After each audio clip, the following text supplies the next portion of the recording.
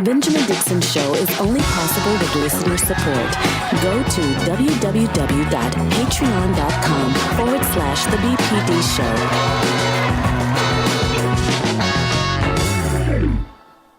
Today is Friday, January 21st, 2022. Thank you for joining us at the Benjamin Dixon Morning Show. I am excited about everything that's happening here at the show. We're going to be joined at about 8:30 at the 30 mark with Georgia Ford, Rebecca Azor, DJ Exclusive. Dr. Carl Mack is out today, but he has been with us all week and he'll be back with us next week. We're going to open up phone calls later on this morning to get your input, your insight into all the stories that we've covered this week up until this point. And most of all, we just want to thank you. I want to thank you. I want to thank all of the patrons. I want to thank all of the supporters. I want to pause on this Friday before we get ready to go to the weekend and recognize all of the people who have been with us through this journey. 2021 was a hell of a year. That's all I have to say. And that's all I'll say about it. But what I do want to say is that we're here. The Benjamin Dixon Morning Show, on the clock with Georgia Ford, Like It or Not with Rebecca Zor and DJ Exclusive, and This Day in Black History with Dr. Carl Mack. We're here every single morning for you, the people, and we're here for Black people. We're here to be a community space, a space where no matter who you are, you can come and you can be comfortable and you can talk about the news. Here's the thing. We talk about the news every day. We talk about the seriousness of these issues. We talk about the critical nature of the votes that are going on in the Senate and in the Congress. And we want to thank Brother Cliff Albright for joining us yesterday and giving us a succinct breakdown on all of the components of the Voting Rights Act. We do that heavy lift every single day. But the most important thing that we do every single day is spend time with you. And so this is what the morning show is about. The morning show is about taking this time to break the news to you without breaking you, because the news is, well, it's enough to break you. It's enough if you really pay attention to everything that's going on. If you really absorb the nature of the absurdity that Dr. Mack and I were talking about yesterday in the first segment, we were talking about how many people will ignore the truth in order to protect their hermetically sealed political ideology. In other words, we are now at a stage in American decline where people are dying for their politics. I mean, this is really the core of all of the stories that we cover. COVID-19, it is a result of the political nature of this country. We are so far gone as a nation. We are so far removed from reality.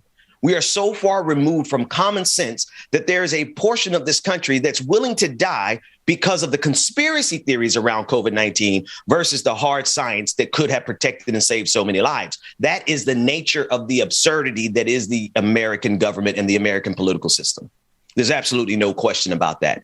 We're going to be talking about those issues a lot more as the year goes on, but we're also going to be shifting and talking about other issues that are pertinent to our community. We're going to be talking about culture, about life, about all the things that you need to know every single morning as you get ready to go to the job. And while you're driving, while you are watching, we intend on making a space that is enjoyable. Because as a person who's covered this, I don't know how many of you have followed me or how long you follow my work. I've been doing this political commentary, political journalism work for, I guess, over a decade. And those who have been following me all that time, you know that we're in this fight for real. You know, the people who volunteer their time, I say volunteer, we pay them, but still, I can't pay them what they're worth. Not until you become a patron, patreon.com/the BPD show. Then I can pay the team what they're worth. But they give the very best of their time. They give the very best of their time, not because we pay them top dollar, but because they believe in the work. And because they know I'm going to pay them top dollar once you guys become patrons. Patreon.com/the BPD show. The point is people commit to this community. It's not just the people who are on air every morning. Shout out to everyone in the chat rooms, YouTube, Twitter, Twitch, Facebook, all of the different platforms. Those of you who are listening to the podcast, you have been going on this journey with me since day one, when we started off with nothing more than 2 listeners on our original podcast. No matter when you tuned in to the Benjamin Dixon Show or the Benjamin Dixon Morning Show, Like It or Not, or On the Clock, you know that we're out here doing this because we mean it. I shout out to Georgia Ford. She's going to be joining us momentarily. Georgia, who is out across the country, particularly in Minnesota, bringing light to all of the injustices that are happening in our criminal justice system. Rebecca Azor yesterday was on the Hill Rising. And I have to just pause and say, I'm so proud of my sister because, we're in a space where Black women are easily dismissed and not taken as seriously as, well, you should, because when a Rebecca Azor speaks, everyone should listen.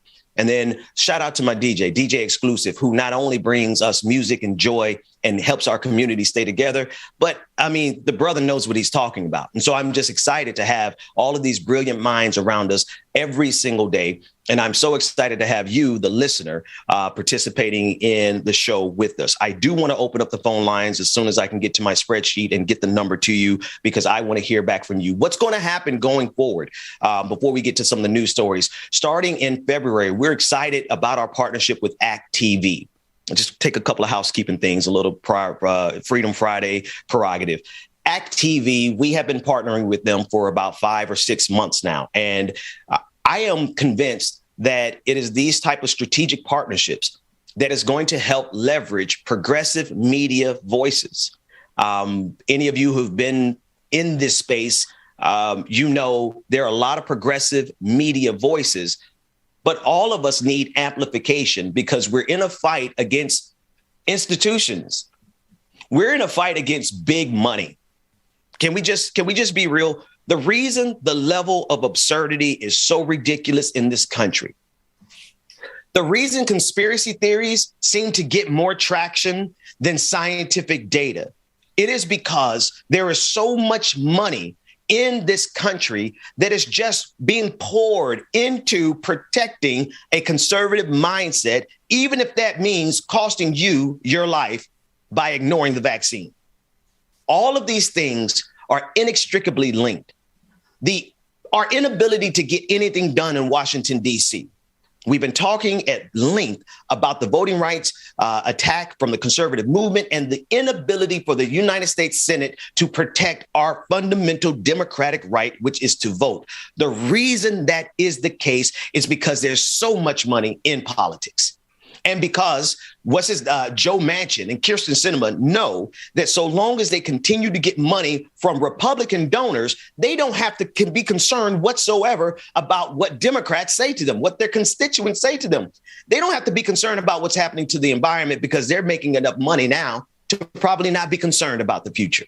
That is the nature, the fundamental nature of our broken system. Money in politics, money controlling everything. And above the money is the greed, the pure, unadulterated, unfettered greed we have enshrined in this country at the very top of our political hierarchy, our economic hierarchy, and indeed our moral hierarchy. We have enshrined greed at the top of everything. Politicians will ignore the lead pipes in Flint, Michigan because of greed. Politicians will ignore the working conditions of people making $8 an hour throughout the entirety of the pandemic because of their personal greed and because of the greed of their donors, the corporations. Every aspect. We could take this over to our criminal justice system or our criminal injustice system. You have to understand the reason Black people are facing militarized forces on the streets is because of the money attached to the military industrial complex. We don't have Humvees and tanks running down our streets simply because of an ambitious mayor in a city. No, it's because of a program where cities are now getting equipment from the Pentagon. All rooted, defense contractors getting their money, getting paid at the top of our moral hierarchy, at the top of our political hierarchy, and at the top of our economic hierarchy. Everything about this system is rooted in greed. And somebody tell me, how do we expect to be in any other situation than the one that we are in right now, when every aspect of this system has been designed to not only capitulate to greed, but to literally serve greed? Because, you got to get that money, right? You got to get that bag. At the end of the day, that's where we are. We are in a position where we are suffering as a nation, as a people, as a species, this entire planet. We can extrapolate not just the United States of America, but this is happening globally. The greed, the willingness to watch millions of people die of this pandemic because they needed you to be able to go to work at Hooters. They needed you to be able to go and eat at Applebee's. They needed you to never be afraid enough of dying of this pandemic to stop going out and consuming and buying junk.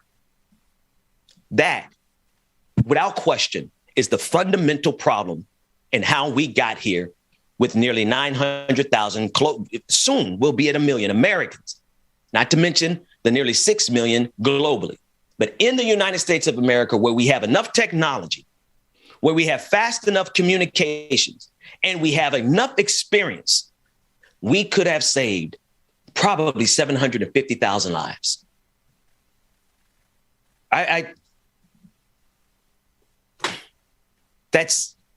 There's no hyperbole there.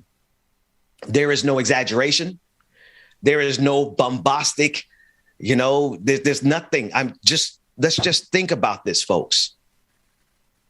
Today, January 21st, 2022, had the United States of America not been so committed to its greed, at least 750,000 people could be alive. Maybe my numbers are off. Maybe 500,000. Maybe we would have lost 500,000 because it was a novel coronavirus and we did not have a vaccine for the first year and a half of this pandemic. Maybe we would have lost 500,000. But there's nobody on this planet who could tell me that we had to lose 1 million Americans. And the only reason that it makes sense, the only reason it adds up is because at the end of the day, the most powerful people in this country have absolutely no regard for the well-being of the people who buy their junk, of the people who watch their movies, of the people who serve in their districts, of the people who are their constituents. The powerful in this country have here. One last example. The only real piece of legislation that I saw passed on the state level in the state of Georgia as it pertains to COVID-19, the one sign, if you're in Georgia, you already know where I'm getting ready to go. The one sign that I saw everywhere, that you still see everywhere to this day, that gives you a warning about the nature of COVID-19. The one sign that you will see everywhere in the state of Georgia as it pertains to a warning about COVID-19 is the fact that if you come into this place of business, the business owner cannot be sued for you dying of COVID-19. That is the most ubiquitous sign on every business, every hotel, every restaurant in the state of Florida. And I got a feeling it's the same across all of the country, because the only people who have been protected in this pandemic,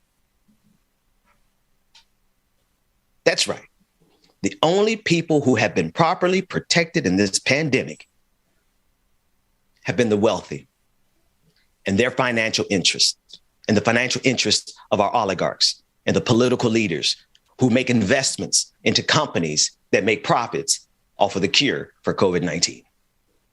I'm looking at you, Rand Paul, Senator Rand Paul from Kentucky. Listen, I didn't mean to go on that long of an opening diatribe. Coming up, we have Rebecca Zores joining us. Georgia Fort is joining us. DJ Exclusive is joining us. We're going to be discussing a lot of stories that are happening. One particular story that I want to get to is a fascinating component of the American injustice system. We don't have to go to it now, but I just want to tell you about the number of rappers, particularly Black rappers in this country, who have faced strenuous prosecutions based on their rap lyrics. Now, I actually have two different opinions about this particular story. Jay-Z is involved. There's a couple of other rappers who are involved who are all trying to signal to the United States of America that they should not use the lyrics of rappers to hold them accountable for some alleged crime, et cetera, et cetera, et cetera. We'll get to that full conversation, but I have to drop that here in context of everything else that's going on in the United States of America. We have more accountability for entertainers, for rappers, than we do the people who marched up the steps of January 6th. I want you to really think about that. We're going to discuss that. And we're also going to discuss what it looks like to be a poor Black person in this country, cold in your building, and your landlord does nothing about the heating and your building burns down. We're going to cover what happened in Brooklyn. We're going to talk about Cardi B, who is now going to be paying for the funeral expenses for all the families that were lost in the Brooklyn fire several weeks ago. But we're also going to talk about the fact that this is not the first time that this has happened. The greed around it all has cost lives, not only here in the United States, but across the pond. We're going to be talking about that. And we're also going to be talking about the legacy of and the legacy and the music and the estate of the legendary Prince. We're going to be talking about that with DJ Exclusive coming up in the next half hour and the rest of the show. So that said, the numbers will be dropped in all of the chat rooms. Go ahead and hit the phone number if you want to join the conversation. This is the range of what we're speaking about today, and I'm so excited to be doing it in this format. You know why? We're going to take a quick break while I reset. We're going to take a quick break and do this when the team comes back, because we got an amazing team that is here every morning. Every morning. Shout out to the people in the background that makes this happen. I am taking a point of personal privilege. I will get to the news. But when I see this come across my timeline and I look at all the beautiful Black faces that we have on here, and we look at how smooth our technology is, and we look at how professional we do the work, yeah, y'all going to have to forgive me on this Friday. It's Freedom Friday. And the way I want to spend my Freedom Friday first is by thanking and saluting everyone at the Benjamin Dixon Morning Show, because we've got work to do and we can't do it without you. So go to patreon.com/the BPD show, patreon.com/like it or not, become a patron, support what we do. Dwayne, give me a track real quick. When we come back, we're going to jump into the news. The rest of the team is going to join us. There's so much more from the Benjamin Dixon Morning Show coming up right after this.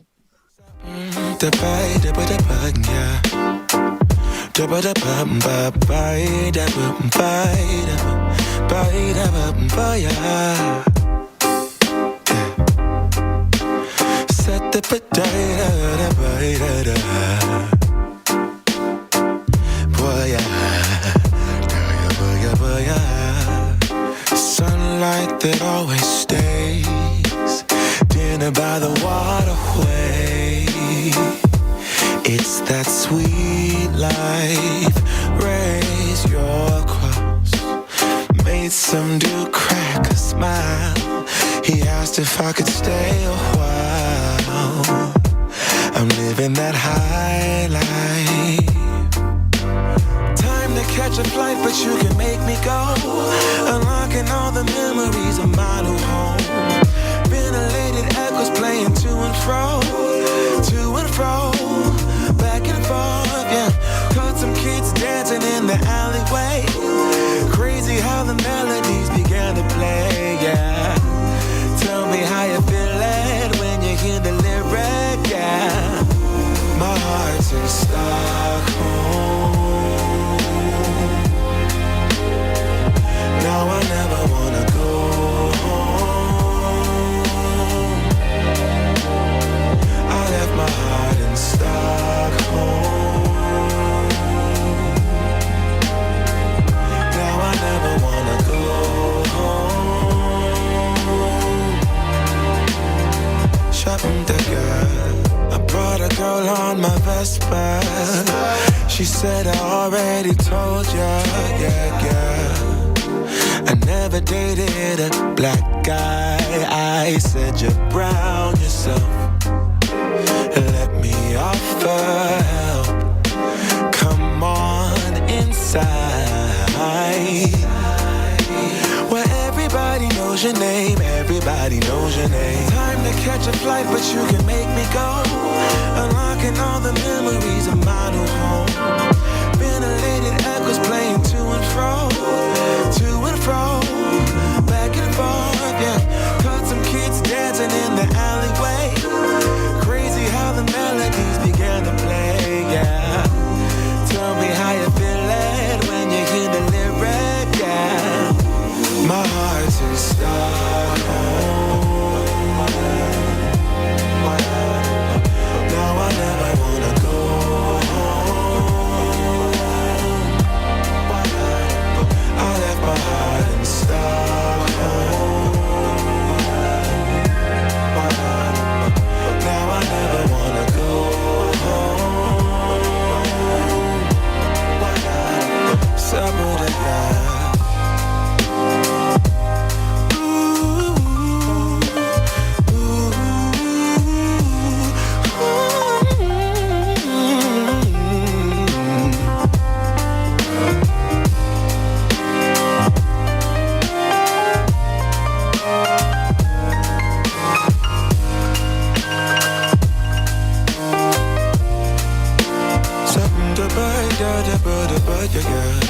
Sunlight that always stays in and by the waterway.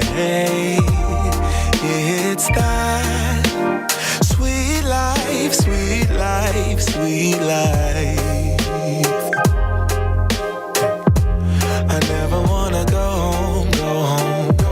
I'm living in Stockholm, Stockholm. I never wanna go home, go home. I'm living in Stockholm, Stockholm. I never wanna go home, go home. I'm living in Stockholm, Stockholm.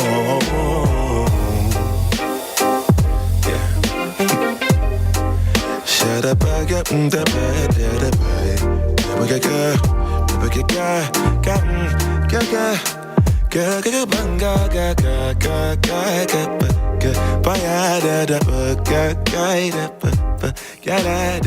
Welcome back. Coming up in about 15 minutes, we are going to be discussing with Georgia Ford Kyle Rittenhouse, who now is saying that he wants to destroy the gun that he used to kill 2 Black Lives Matter protesters that he was subsequently found not guilty of later. I want to play a portion of the clip of him explaining, and we're going to get into it in depth as we get ready to talk with Georgia Ford with On the Clock in a few moments.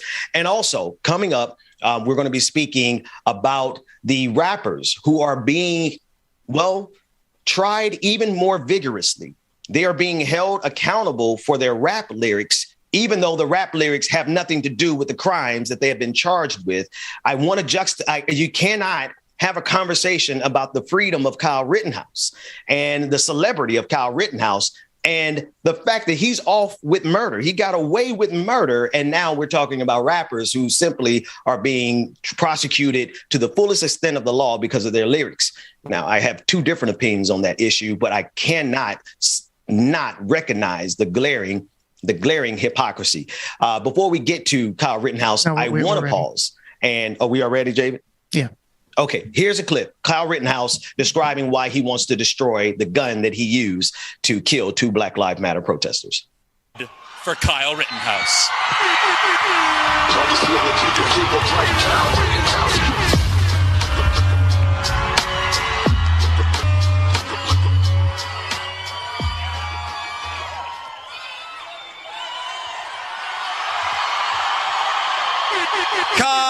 Y'all don't say nothing doing this, but goddamn, the pump is... That's my rifle. Yeah, that is yours, right. That we're having destroyed right now. We don't want anything to do with that. Oh, wow.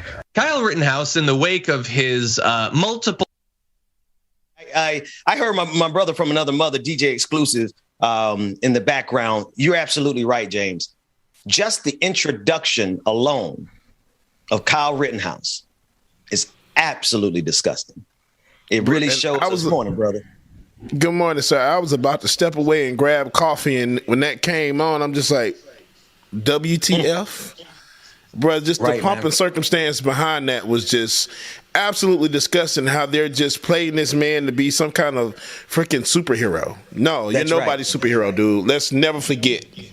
That's right. That's absolutely right, man. I don't have to hold you, man. Go get your coffee. I already got my coffee. I just wanted to, I heard you back there saying exactly what I was feeling. We're going to be talking about that extensively coming up in about 10 minutes. That said, David, is your microphone on? I'm here. David, ask your version of Google Assistant, because your Google Assistant has an accent that isn't the same one as mine. What happened today in Black History, David? Today in Black History. Opening history. No. Of course it malfunctions. See what happens when we try to do this without Brother Carl Mack? Hold on. This is 2 for 2, folks. This is something we're not going to do again. January 21st, 1773, Phyllis Wheatley, the first Black American to write and publish a book, was granted her freedom. Having been taught to read and write by the Wheatley family, Phyllis was reading Greek and Latin by age 12. By age 20, she had written a collection of poems for publishing. When the colonists refused to publish her collection of poems entitled Poems of Various Subjects, Religious and Moral, she published it in London, where it achieved great success. Adapted from Black Heritage Day 4 calendar by author, lecturer, and civil rights activist Dr. Carl Mack.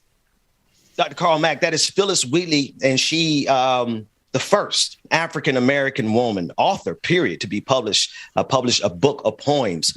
One of the things that I love about Black history about history in general, to be quite honest with you, is the cyclical nature of it. And to see and to be able to look back in past and see people who are doing things that we aspire to, doing things that we can look up to and be role models. They can be the history, the past. It can be our role models, even if we don't have what we need right around us. I'm reminded of one thing that Malcolm X said. He said, it's incumbent upon young people to find your place in history. Find your place in history. Find the people who were doing the things that you now want to do. Find the people who had the courage to stand up in the face of absurdity, of oppression at levels that we can't even imagine. And so as we celebrate this sister, Phyllis Wheatley, we want to commemorate the accomplishments, but also use it as a way to inspire every single one of us. If there is something that you're trying to do, the way you can find the proper inspiration is by looking in the past and seeing all the brilliant Black people who've already tread the path before us. So that's our moment in Black history on this Friday. David, thank you for that. What accent was that, by the way? That sounded like a British. It's a British accent. You can change Google's accent. And I was just like, you know what? Let me change it up. My wife goes with the New Zealand accent. I don't know why. Whenever we get directions from Siri, she always goes with the New Zealand accent. And it strikes me as the New Zealanders. I'm about to get in trouble. Because they sound like the South. They sound like the Southerners version of London. Like you take somebody from the UK, they have this British posh accent. You get somebody from the South, it sounds a little bit more like they're from Alabama or Mississippi, like I am. So it's just solidarity with New Zealanders and their accent struggle. Anyway, I'm going to get some emails about that. DJ Exclusive. Let me bring you on the screen, man. I don't even know if you got your coffee yet, but we're gonna kill a couple of seconds here. We only got about 30 seconds before we go to break. When we come back, we're gonna be joined by the rest of the team. I cannot stress enough to you how brilliant these people are. I don't even have to be here. I know it's called the Benjamin Dixon Morning Show, but my favorite thing about this is that the best part of the show are the people who surround me. DJ Exclusive, take us to a break. On the Clock is coming up right after this. Being always trying to go somewhere. Good morning again, everybody. Good morning to you all.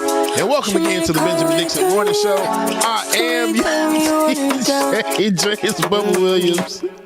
DJ Exclusive, y'all in the building. Good morning, everybody. Go ahead, grab your coffee, your tea, whatever it is you need to get your morning started. You will need it this morning. The Furious Five is in the building. Hey, Furious Five, I like that.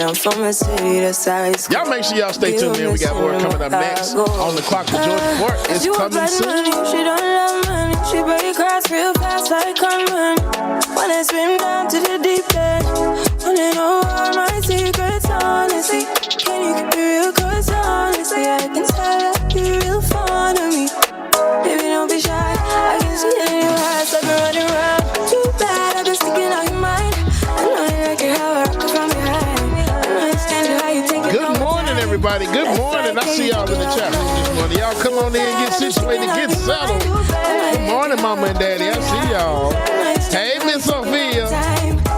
Marquez, what's going on, brother? Unprovoked violence, what's going on? Indian Brown, good morning.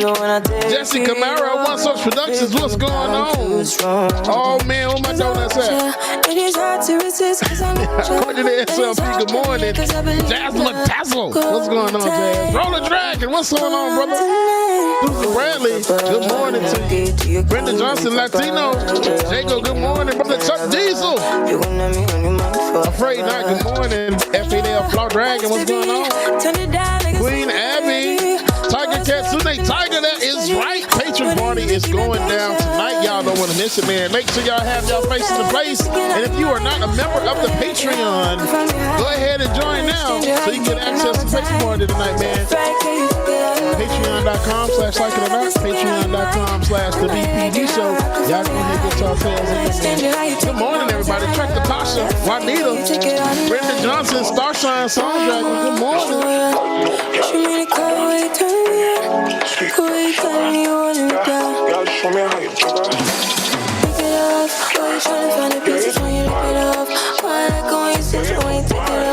You know that I'm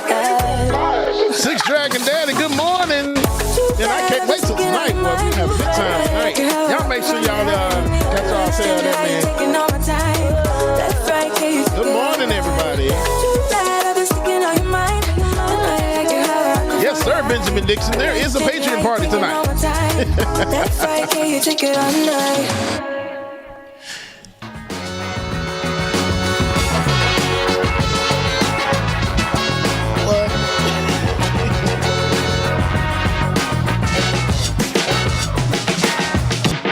The Benjamin Dixon Show is only possible with listener support. Go to www.patreon.com/The BPD Show. Welcome back, everybody. Welcome back. January 21st, 2022. Thanks so much for joining us. It is Freedom Friday around here, but whenever Georgia Ford is here, we are on the clock.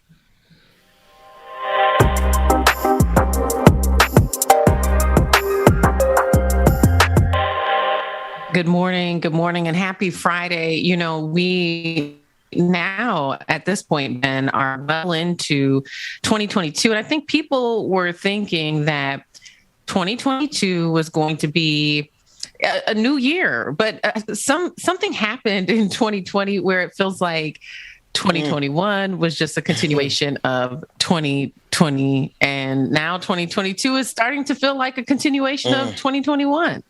Oh my God! Today, yes, it is. You just what did it say? 2022 and broke our hearts early in the morning. Just came in and just ripped our hearts out of us. Georgia, how you doing this morning? It's like the sequel, you know. I don't know. Wait, Georgia, you know I am in Georgia. I'm about to get real religious real quick. I'm gonna have to rebuke you in the name of Jesus because I need 2022. I honestly need 2022 to be a lot better than 2021, me personally. But you're right. The first, we're not even, it's 20 days in, 22 days, 21 days in. And some of the same foolishness is actually getting worse than getting better since 2021. So I reluctantly feel what you're saying this morning. Sis, how you doing? Yeah, no, I'm doing good. It's Friday. Cereso is he traveled out of town, so I am again stuck with the girls. Luckily, they're still sleeping right now, but all is well in the Ford household. That's what's going on. Good. It's good to know. It's good to know Cereso is doing well and the family's doing. James, thank you for what you're doing on the music and being here with us this morning. It's Friday. Matter of fact. If legend holds true, if the myth of Rebecca Azor is accurate, she too will be joining us momentarily. I hear that she's going to be joining us early today, go ahead, Jay. If I play the right song, maybe it'll summon Rebecca. You better get it together. I got a Haitian song I can play. It might summon her to come. Okay. Now, Georgia, here's the thing. Like the way I structure the way I present myself is I allow the you and Rebecca, y'all set the parameters of how I behave. When we do On the Clock, we normally cover some serious news, but if you leave it up to me and James, we're going to be, especially because it's Friday. It's just that. And we got a patron party tonight. I want to remind everybody, patreon.com, whether you are a supporter of Georgia Fort. Matter of fact, Georgia, we don't shout out your website enough on here, georgiafort.com. Go there and become a supporter of Georgia Fort. Like it or not, the Benjamin Dixon Show. We got the patron party going on tonight. That said, Georgia, I have been talking about Kyle Rittenhouse. And I know you, obviously, with your coverage, you have been covering that story since the beginning, since the inception. Recently, yesterday, he announced that he wants to have the gun that he used to kill 2 Black Lives Matter protesters. He wants to have that gun destroyed.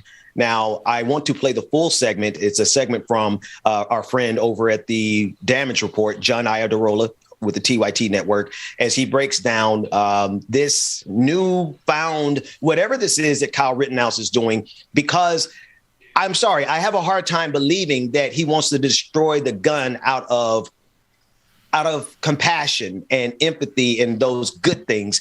To me, it seems like he might be setting himself up for a book deal. We'll get to that in a minute. Here's a clip of Kyle Rittenhouse discussing why he wants to get rid of the gun and the way this country celebrates a 2-time murderer.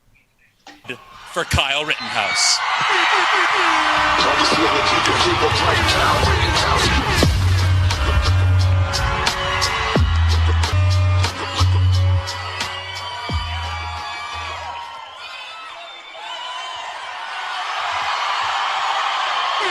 Kyle. This is your gun, right? That's my rifle. Yeah, that is yours, right? That we're having destroyed right now. We don't want anything to do with that. Oh, wow.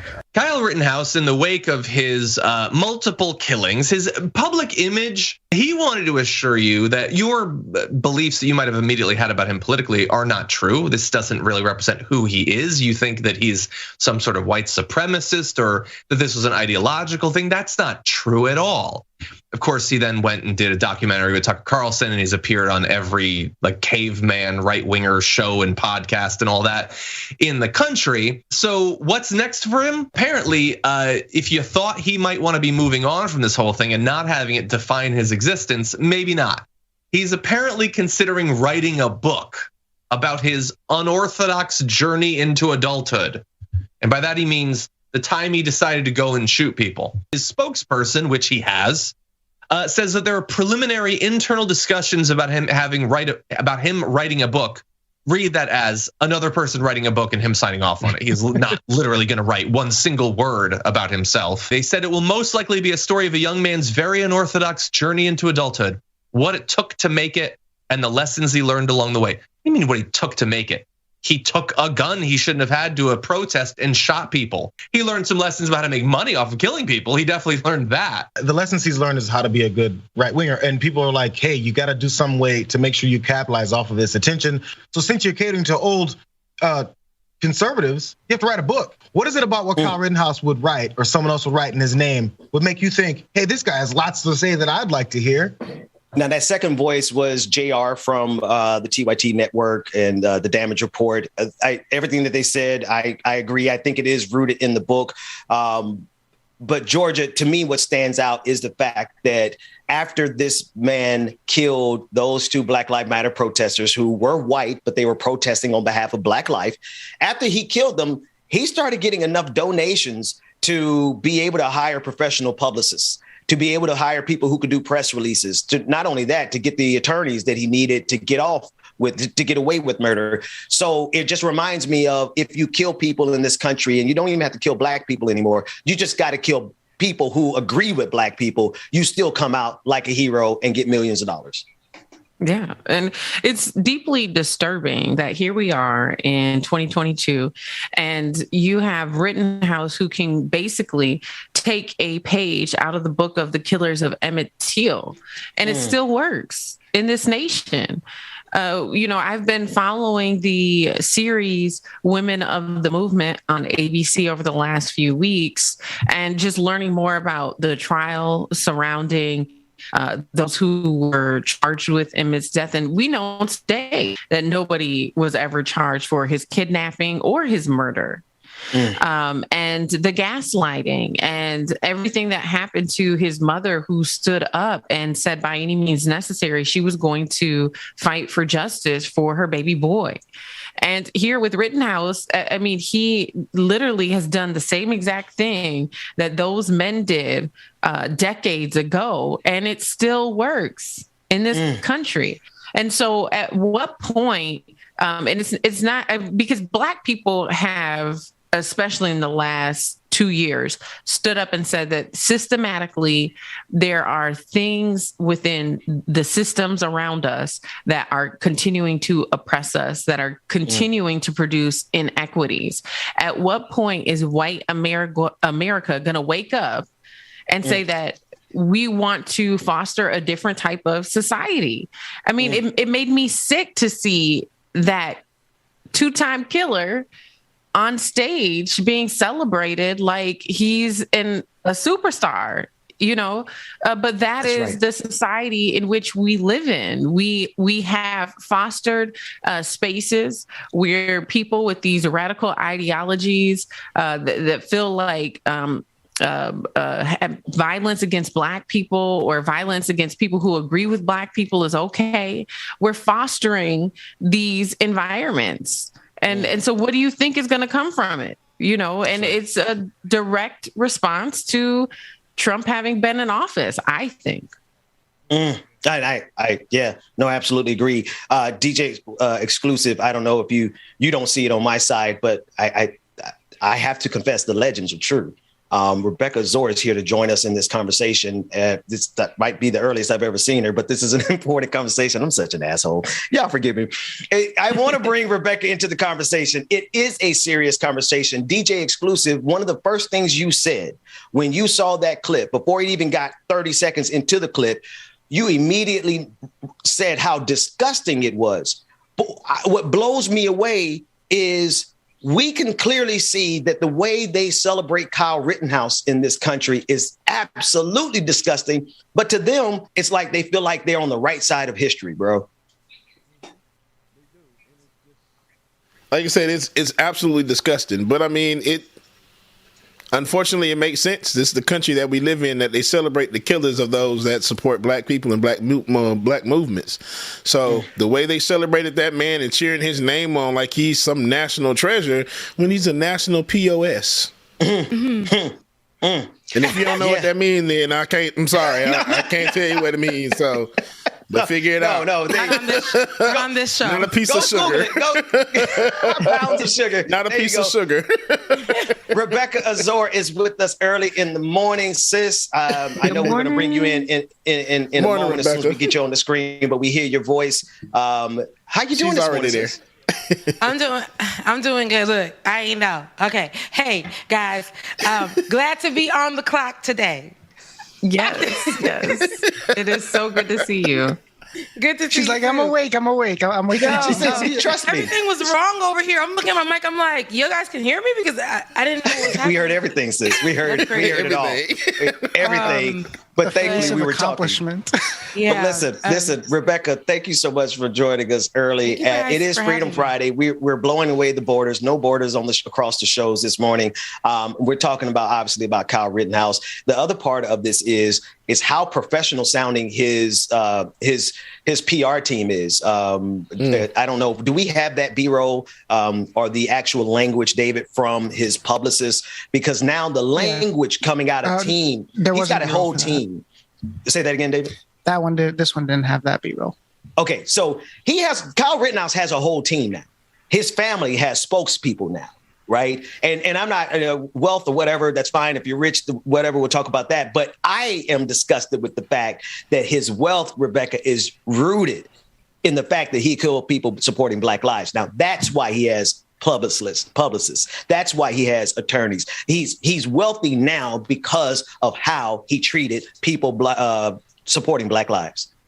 Yeah, he murdered them, and he was supported by white evangelicals who, like, upon other people, Karens, all of them, like all these white groups who wanted to protect this person because this person was saying that, the country is browning. The Black people are out of control. And we need to, get them in order. And this young fella did a noble thing in the name of America and went out and killed two white people, but went out and killed two allies. And right. For them, he was doing the work. They was doing the work of God. He deserved, repentance. He deserved forgiveness. And it was their job to get him that. Now, there are so many Black folks in jail right now for minor things that can't even see a judge, can't get any assistance, can't get anything. This man, Kyle Rittenhouse, was in jail for like 2.5 seconds, got out, became a celebrity, is writing a book. Every time he steps out, he's being praised. It's not shocking to see because I've seen this in other areas with other people. Like people could work with Donald Trump, that 1 second and then go write a book and be so famous. This is the effect that things are happening now. But I don't know if I'm pissed to see it. Or if I'm pissed that I already expected that this would happen. It shouldn't be normal. This should not be every day. I don't like it. And look how he aged. Remember when they were trying to make him meek and humble and then young and still got milk on the tongue. Remember that? That was just like a few weeks ago. That's right. And now here he is on the stage and he's giving us grown-ass man 5 kids, trust fund kid. Like this is trust fund, Trust fund kid. Oh my gosh. That's right. That's right. Sister Ford, sound like you were about to jump in there. Yeah, I mean, it's hard to find the words for it because it's deeply disturbing and sickening. You know, that we've arrived at a place as a society where someone who kills someone is celebrated. Right. I mean, it's just that simple. I mean, where is the moral values that we used to uphold in this country? And maybe we never fully did, right? But we strived for that. And I feel like there was a period of time in this country where we were fighting for that. And it feels like our morale as a society has continued to erode and diminish to the point where someone kills someone and yeah, now they're a celebrity for that. I don't want to belabor this point, but this is, we got to really, let's contextualize this. Kyle Rittenhouse is perhaps the most famous murderer in the most powerful empire in the history of the planet. Everybody understands that here to this point, the United States of America got more guns, more territory. They are the global empire. Kyle Rittenhouse is now the face that they promote as the hero of this American empire. That blows me away to see that white supremacy is so committed to itself that they would take this boy, this man, and take the fact that he's a murderer. It really just, I mean, the only thing I can compare it to be honest with you, I hate having to use religious allusions all the time, but it reminds me of the people who chose Barabbas over Jesus. They chose a murderer over Jesus in the Bible. And I'm like, y'all evangelical Christians, how can you even celebrate Christmas this year when y'all have literally picked Barabbas over the truth? You picked Barabbas over justice. And now they're parading this clown all over the country. And now he's getting ready to write a book. And so that he doesn't get the book deal taken away from him, he wants to be the moral upstanding guy now because he's going to destroy the gun that he used to kill 2 people. Ugh, I can't even stand to see his just face. Disgusting, bro. Right. I'm sitting over here in this just absolute disgust looking at these pictures. It's just disgusting. Because those people are gone. And imagine how the families feel too. And yeah, imagine how those families feel. But they, you know, and these people are gone. Also, you know, we know Kyle's name way more than we've, you know, I couldn't tell you their names right now, the victims, to be honest. You know, unless I'm reading it from a script or a news article. And also, it's just very reminiscent of cops who kill Black people or cops who kill people who are allies or, you know, it's just that whole thing. He was a cop in training, so much so that the police officers who were here to serve and protect, right, in that moment, who were supposed to be serving and protecting everybody, but we know that's not what they're there for at the protest. But they were there to serve and protect people, were dapping them up, you know, saying he's doing the right thing. So he felt empowered in that moment by the very people that are supposed to serve and protect us no matter what. That's right. Well, they were throwing them bottles of water. They literally we had that footage. You know what? This is how the algorithm works. I had footage of the police officers actually throwing him water, and somebody on YouTube went through and took all those down with a copyright violation. Now that video might still be out there, but you got to search a lot deeper to find it. I say that to say there's plenty of evidence to show exactly what you're talking about, Rebecca. The fact that he was pals with the cops that night, the fact that they gave him cover, they gave him water, they gave him that validation that he needed to go out there and to do what he did. And so, you know what? One of y'all said it. I don't know whether we should be hurt or upset because watching it unfold in real time, you kind of knew. You kind of knew this was going to happen. You kind of knew that they were going to get behind him so much that he was going to be able to be found innocent in this injustice system of ours. So, well, and then I think, you know, the other question is what precedent has this set in the future if there are groups that decide to go out and exercise their First Amendment right They're protesting. They're standing up for Black lives. And another Rittenhouse decides to come along. And in his case, I mean, when you really look at the events that unfolded, he was there as an agitator. So you show up to a protest as an agitator with a gun. What precedent has this set for the future? And even here in Minneapolis, which was considered the epicenter of a global movement for police accountability, even here, we're seeing legislation that is making it very difficult for organizers to kind of protest on the fly. So if let's say someone was killed by the police today, you would not be able to protest today. You could get a misdemeanor offense if you protested today, because the new requirement is that you pull a permit 7 days in advance. So the earliest you could protest after somebody would be killed by the police is 7 days. And if you don't comply with that, you will be charged with a misdemeanor. And so with the legislation combined with the fact that we've seen people like Rittenhouse go to protests, shoot people, kill people, and get off. We also saw that happen to a man named Kelvin Horton. Kelvin Horton was a Black man, a father of 5, I believe, in Minneapolis, protesting for George Floyd. A business owner shot and killed him and was never charged with anything. Wow. What precedent have we set here? Where are the protections for people exercising their First Amendment constitutional right? Right. Georgia, at the I'm not going to give all the details, but you and I and our team, we're working on a story of something similar that happened in the state of Georgia, where now a young Black man was killed, not by police, but by one of his neighbors.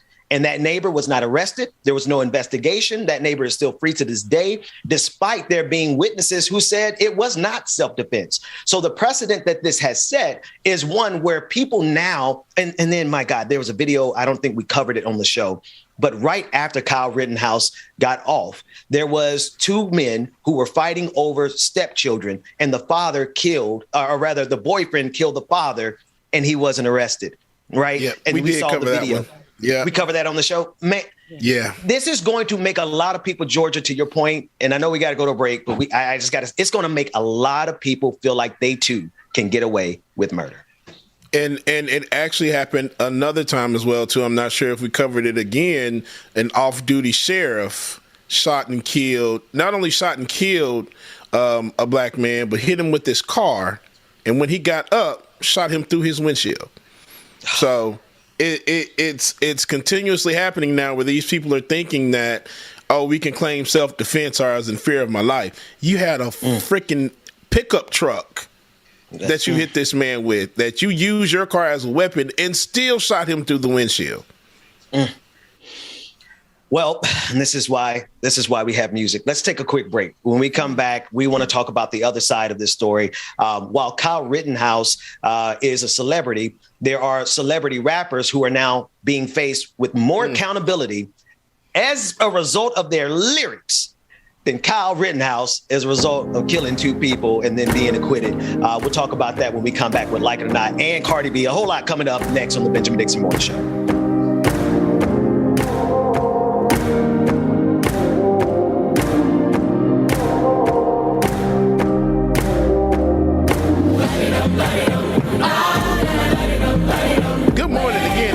Make sure y'all stay tuned. We have more coming up next on the Benjamin Dixon Morning Show here. I think this song is very fitting for us to light this thing up. Good morning again, everybody. Y'all make sure you stay tuned. Go ahead, grab your coffee and tea on your little short break while we can. And let's get everything started, y'all. We'll be back momentarily. Benjamin Dixon Morning Show, Like It or Not, is coming up next.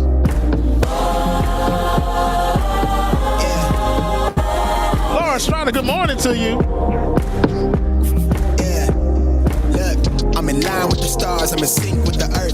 10 toes deep, flower child from the turf. I never switch New Jersey, like this is Earth Lighted Up by Xavier Roussan. I've been on the vibe, kind of hard to describe. Jonathan, good morning to you. I know Jonathan is going to be at the paper party tonight. Make sure that you are also at the paper party tonight. You don't want to miss it, y'all. Elizabeth Monza, good morning. Went 80 to the house, then I hit her to the sky. change haters on the time. New Jersey, my pleasure. Infinite Content, good morning to you. We all want the same. We all want a meal in the safe. I want to live like I'm trying to reach enlightenment. Trail spill from my lips, feel big from the bib. Take a sip till I pass out. Try and get grip, but it don't make sense. Cause you can lose life on this fast route. Yeah, turn thoughts to a cash cow. I might flip that to the glass house. I don't need the accolades, I'm in love with the chase. Absolutely right, Uncle about it. At the table, beast with the slap, pin myself on the map. Long with the wind, but we knowing that it's cap. 5-hour flights, couple nights at the flat. To be real, couldn't see me making moves while I'm at. I'm still on the grind, limit time when I chat. Burning down sage, keep the demons away. When I write to give a piece of myself to the page, I don't do it for the praise, love, that's just how I'm made. From the glass in the mirror, yeah. Do it at me, old man, trying to pass in the fear. Plug your headphones up to your microphone, man. From the hair, eyes blurry, but I couldn't see that. And he cleared down. Keegan, good morning to you, Keegan. Like I'm on one. Teresa, good morning. I'm a slave for the cash, got snakes in the grass, no brakes on the ad, but it's all fun. We done seen it all, heard it all. Happy birthday, Bluebird on my shoulder. Happy birthday to you. From all 12 missed calls, and I still made a curtain call. Here to light it up, lighten up. Hear him talking, they ain't right enough, tighten up. Everything I'm from violence. You get me. You get me. I like you. Came for the breakfast, put me in your prayers. That's I get you. You get me. My soul got the same on the necklace. Tyler Hackton, what's going on, brother? Happy birthday again, Bluebird on my shoulder. We hope your birthday is wonderful, y'all. Y'all make sure y'all wish Bluebird on my shoulder a happy birthday. You are in the right place celebrating this morning.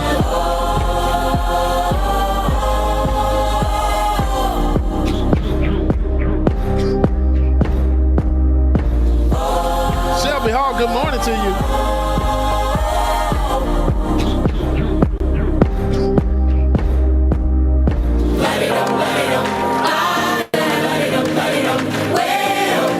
Mara Sharice, good morning, sister.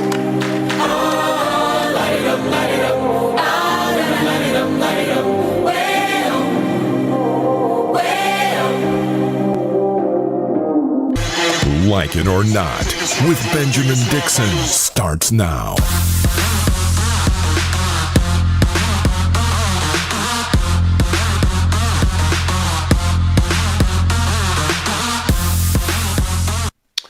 Good morning, good morning, good morning.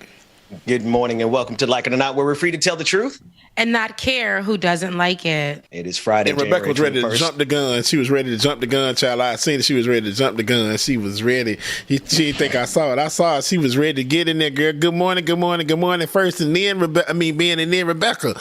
It's been a long time. Elect you without a dope beat to step two. I'm showing them my age. It's Friday, January 21st, 2022. Thank you for joining us. Georgia Ford had to step away because on top of everything of being a journalist and an entrepreneur, she's a mom. And so she's doing that. We'll see you on Tuesday, Georgia. Shout out to you. DJ Exclusive, Rebecca Zor. Dr. Mack is out today. He had nope. I'm gonna stop my sentence right there. He's out today, and that means it's just the three of us, the original Three Musketeers. Like it or not, was that he had to go polish his abs? We not. I'm moving on. He's getting he's getting the emoji framed. Dr. Mack is not here today. He's about to call him Daddy Mac. Georgia's not here as well, but I was happy to be on that show this morning on the Clock. I never got an opportunity to be there, and I actually like the way the blue sits against my skin. To be honest, yeah, it was nice. It was a nice little cool moment. You know, before we get to the hot moment, we had like a nice cool, and I liked it. It was nice over there. So shouts out to On the Clock. Right. You know, and I think my ovaries are doing something like boom, boom, boom. Do you want a kid? Boom, boom, boom. And I never see. I never. Folks, this is the realest show. This is the realest ass show in the history of shows because nothing is scripted.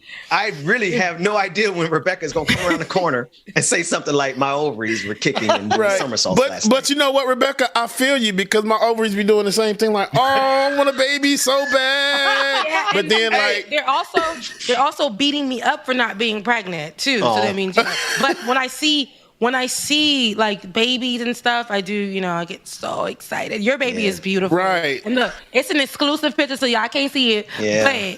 But Dwayne has a beautiful, beautiful baby. Dwayne is our technical director.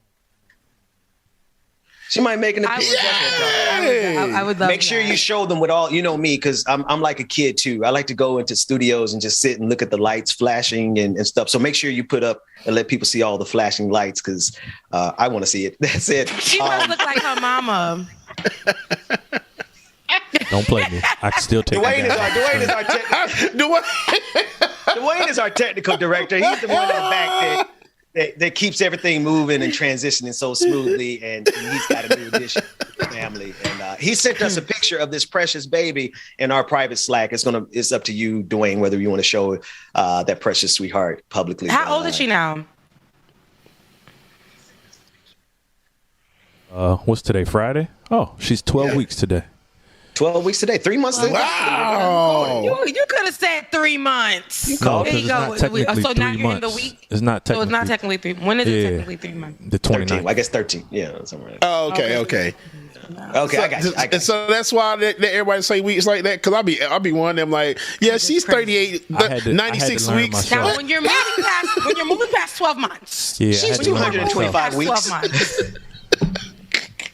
That baby She's 20 years old, but we're gonna do it in weeks. She's 1,028 weeks. Damn, she grown, ain't she? She got a car. 6,000 weeks now. 6,000 weeks. And I'm excited about that. Yeah, listen, we laughing, but black mamas really be doing, oh, yes, that's my baby. She's 6,722 Black weeks. mamas do that. Hell no. It be the whites, to be honest. It be the black mamas. What you talking about? Oh, especially in Florida. Like my baby yes, is 70,000 weeks. Really, Rebecca? Never have babies be. But remember, we grew up black. There was some unison in there, but I'm Haitian American. So it probably was right.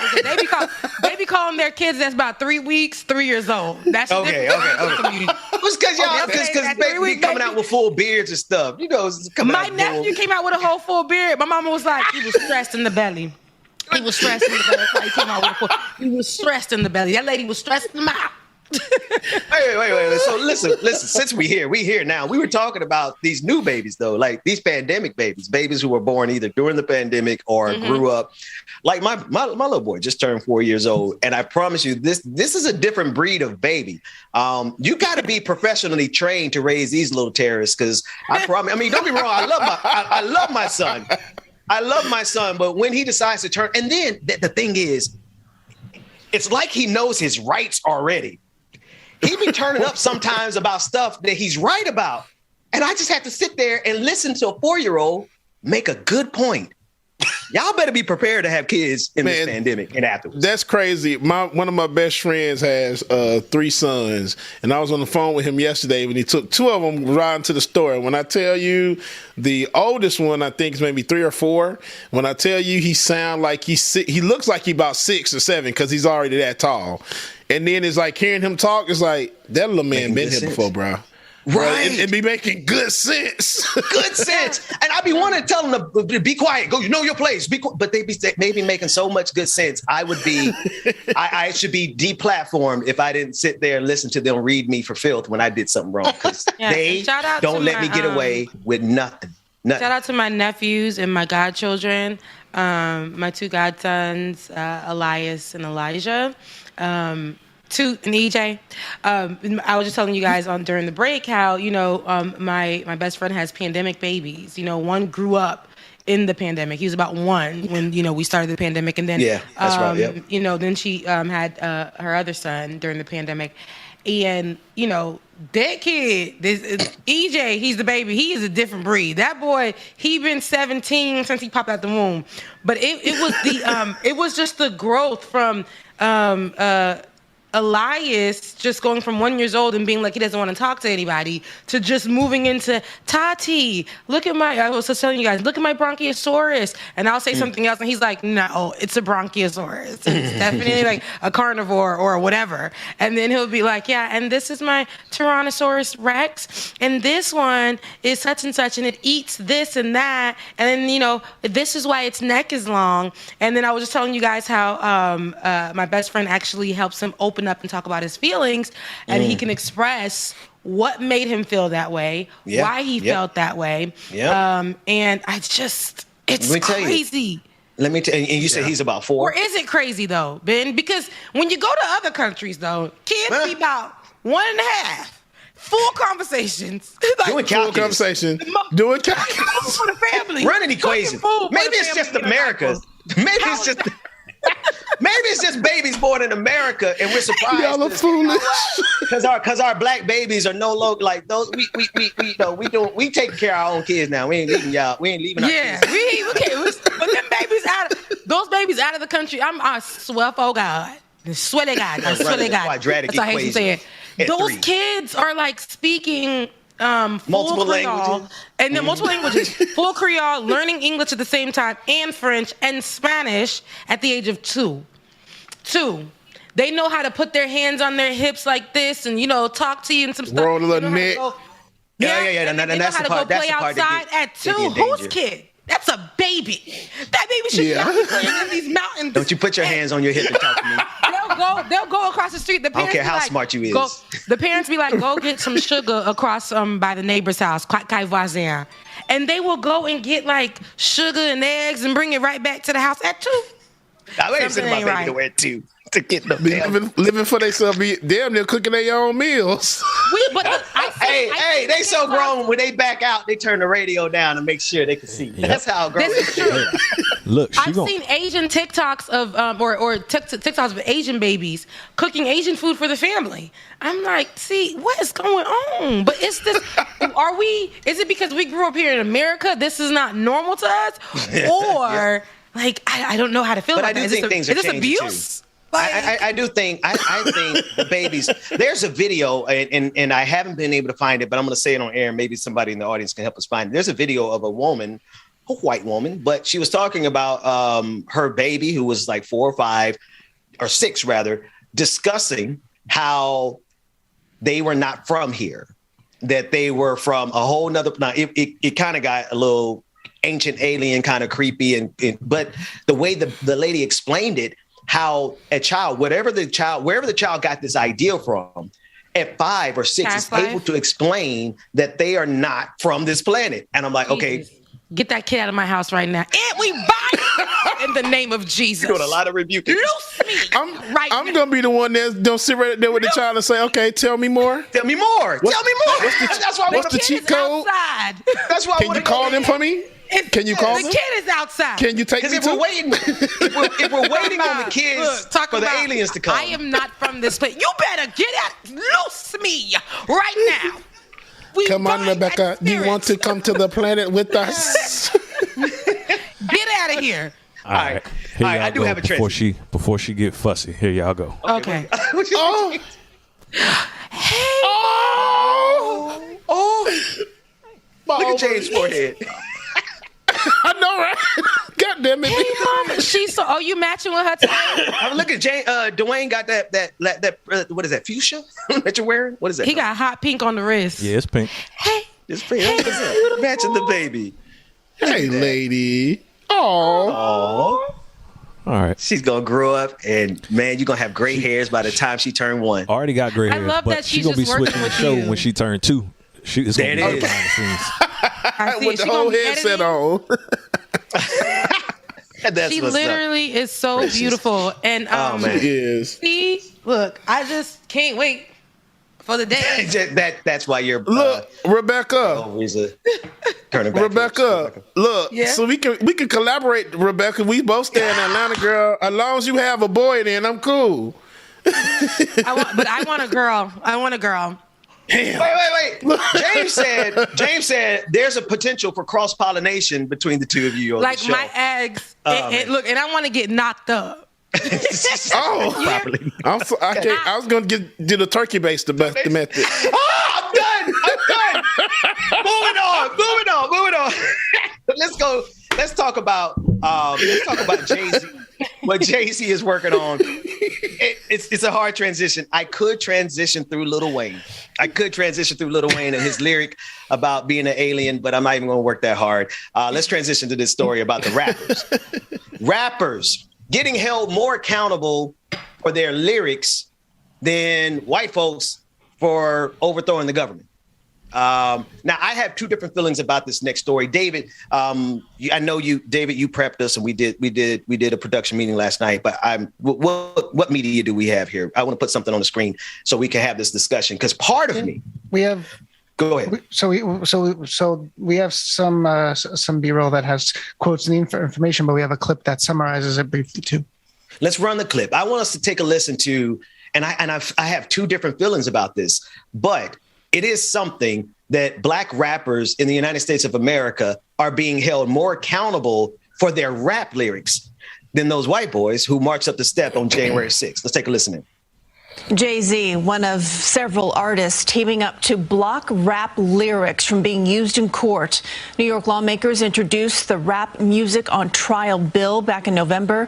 This would end the use of rap lyrics as evidence in criminal cases, except in cases with clear and convincing proof of a link between the lyrics and a crime. Artists say that current law violates a First Amendment right to freedom of artistic expression. Now check this out real quick. We've got some B-roll that's coming up on the screen. Jay-Z and others wanting rap lyrics to stop being used as criminal evidence. I want y'all to think about the Kyle Rittenhouse trial and all of the things that the judge adamantly refused to be allowed to be entered into evidence, right? That was one of the most stark, disgusting things that we've seen. We saw that judge in the Kyle Rittenhouse trial step in almost like his personal attorney and make sure that all that damning evidence that they had never got in. All the stuff that showed the character of Kyle Rittenhouse never got in. The matter of fact, the video that I released and we found of him fighting a girl with closed fists, that was not permitted in the trial. Kyle Rittenhouse punching a woman, a child, with closed fists was not entered into the trial. Now, juxtapose that next to rappers whom whatever crime they're charged with, I don't think, and I hope this is the part that this is where I defer a little bit. If you're out there rapping about your crimes, then you need to go to jail. But outside of that, I mean, rappers are being held more accountable than murderers in this country. First of all, Kelly Rowland is not a rapper. She was in the B-roll though, fly as hell. She's one of the celebrity supporters. She's one of the celebrities standing with Jay-Z on this particular issue. Yeah. So I will say that I don't. I don't think, now just juxtaposing it with the Kyle Rittenhouse situation, big deal. You know what I'm saying? Because it does not make any sense how that man is out here walking on these streets for free, blood on his hand, blood on his shoulders, blood on his leg, he's drenched in the people's blood, and still out here walking for free.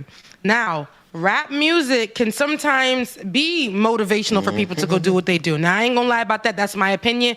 Fight me on it. But when it comes to this, for it to be presented in court as proof of what somebody did, when there is people walking around here we have them on video, we have them on, there's evidence against them, and it just clearly goes to show who is, who are the people who do rap music the most. Who? White folks. White folks. No, black people rap the most. That's why I thought you said who love it the most. Who buy it? Who do it the most? Who do this form of artistry the most? It is black people. That's why they will criminalize this in 2.4 seconds. This is their way of doing it. Now, if it was some country music where they talk about being depressed all day and pulling up on that girl house, drinking and smoking, shooting guns, they will hold that accountable. Put that in the court of law. But they won't do that to those type of music. I remember there was a song. That was about what is it? Hey, you done with the sun punch? You better run, outrun my bullet. That song is about a kid going to school after being bullied and shooting up the school. Really? Yes. Really? I didn't know that. I've never heard that song. But wow. So.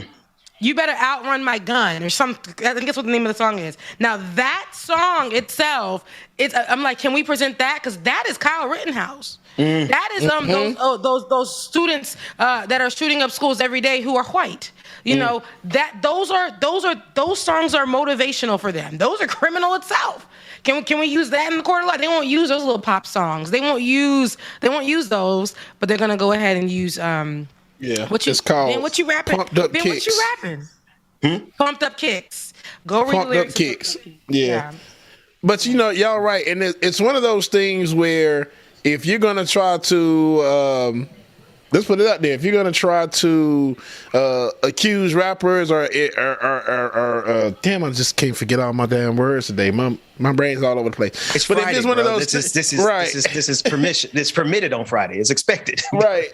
If you are one of those and y'all are trying to accuse rappers of doing this stuff, man, let's go after everybody. Go ahead and get the actors, actresses, and everything else because they putting it out there too. Y'all going after these rap lyrics because what's said, half the stuff that's in these lyrics, these people don't do. They just saying half of it for money and clout. Right. That's it. That's right. Now you got some of them like Bobby Shmurda who actually did some stuff that he actually rapped Well, see, about. you know which rappers to mess with and which ones not to mess with, right? Mm-hmm. You do. You don't pull up on Bobby Shmurda and say he ain't talking about that. Like, nope. You just don't pull up on him. But some of these cats, they're not doing these things. They're just rapping about it, and now they're being held accountable. Right. Absolutely. So it's just like I said, if you're trying to get them, go ahead and get the rest of these people because some of this stuff that you see like on TV nowadays, that's just on regular cable TV. I ain't talking about on HBO, Showtime, or Skinamax. I said Skinamax. I'm talking about like FX or Fox where they're getting away with saying more explicit cuss words and using more expletive language now versus what they were before. So when you're out here trying to censor these rappers, man, censor the back to TV like y'all were before. Let's come on. Let's be now. Let's be positive around the board. You know what I'm trying to say. Damn. Well, what happened? So, Jay, I mean, bro, when I first heard this story, my initial reaction was the opposite of what we're talking about right now, right? Because I had to sit down and I had to think about it in context of what people get away with in this country, what white people get away with this country, and how exactly, Rebecca, what you said, if we're going to hold people accountable to lyrics, then fine, let's do it across the board. But when I first heard this story, I thought of MF Doom. And I thought about rap snitches. And I thought about some of these people really do. You're out here, you're your own star witness, right? And so part of me is like, if you are out here and you putting out lyrics that are confessing your own crimes, there ain't nothing we could do for you, right? That's on you. But in general speaking, we're not dealing with a generation of rappers where they are all lined up, living out their lives in the rhyme, James. Like you said, it's a show. And they are being held accountable for a show more so than the reality of the people around us we see every single day. Rebecca, you back? Right. Where you at? Right. Right here. Oh, I didn't see you there for a second. I thought we went to break and I didn't know. Anyway, we got a couple of other stories. We're looking at what's going on in with Cardi B and in Brooklyn. Rebecca, we hadn't covered that story yet. And I went through our archives. I'm like, I'm sure we covered it, but we did not cover the story out of Brooklyn where all those people, it was just the Bronx. Thank you for the correction. Tell us about it and we can discuss it because there's a reason. A lot of this is happening more than often. And now a lot of folks aren't paying attention. So it's crazy because just a few weeks ago, there were 2 fires. I remember before the Bronx one, there was the story of the Philadelphia. And yesterday I was speaking with David, and I was like, there was a fire before that. Like there was a fire before that had people up in arms because children died. And it was an apartment fire too. And he was looking for it and couldn't find much. And then finally, I don't know that if the apartments there, were called row houses, but he finally found that one. And that was basically in Philadelphia just a few days before. And and so the Bronx fire, which was the space heater that caused a Bronx apartment fire that left 17 dead and 63 dead, just literally less than a week before.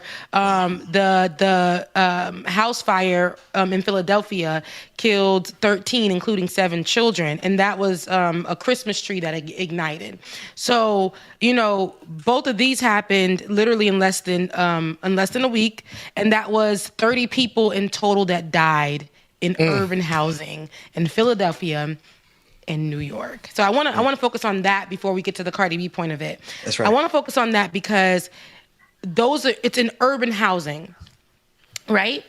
And we know, and I know because I lived in urban housing. And when we say urban housing, it's kind of like what welfare homes. It's kind of like, projects. It's kind of like those things. And we know that in those moments, or if you've ever lived in those areas, you know what it's like where stuff ain't working. Elevator's not working. That's right. You live on the 10th floor.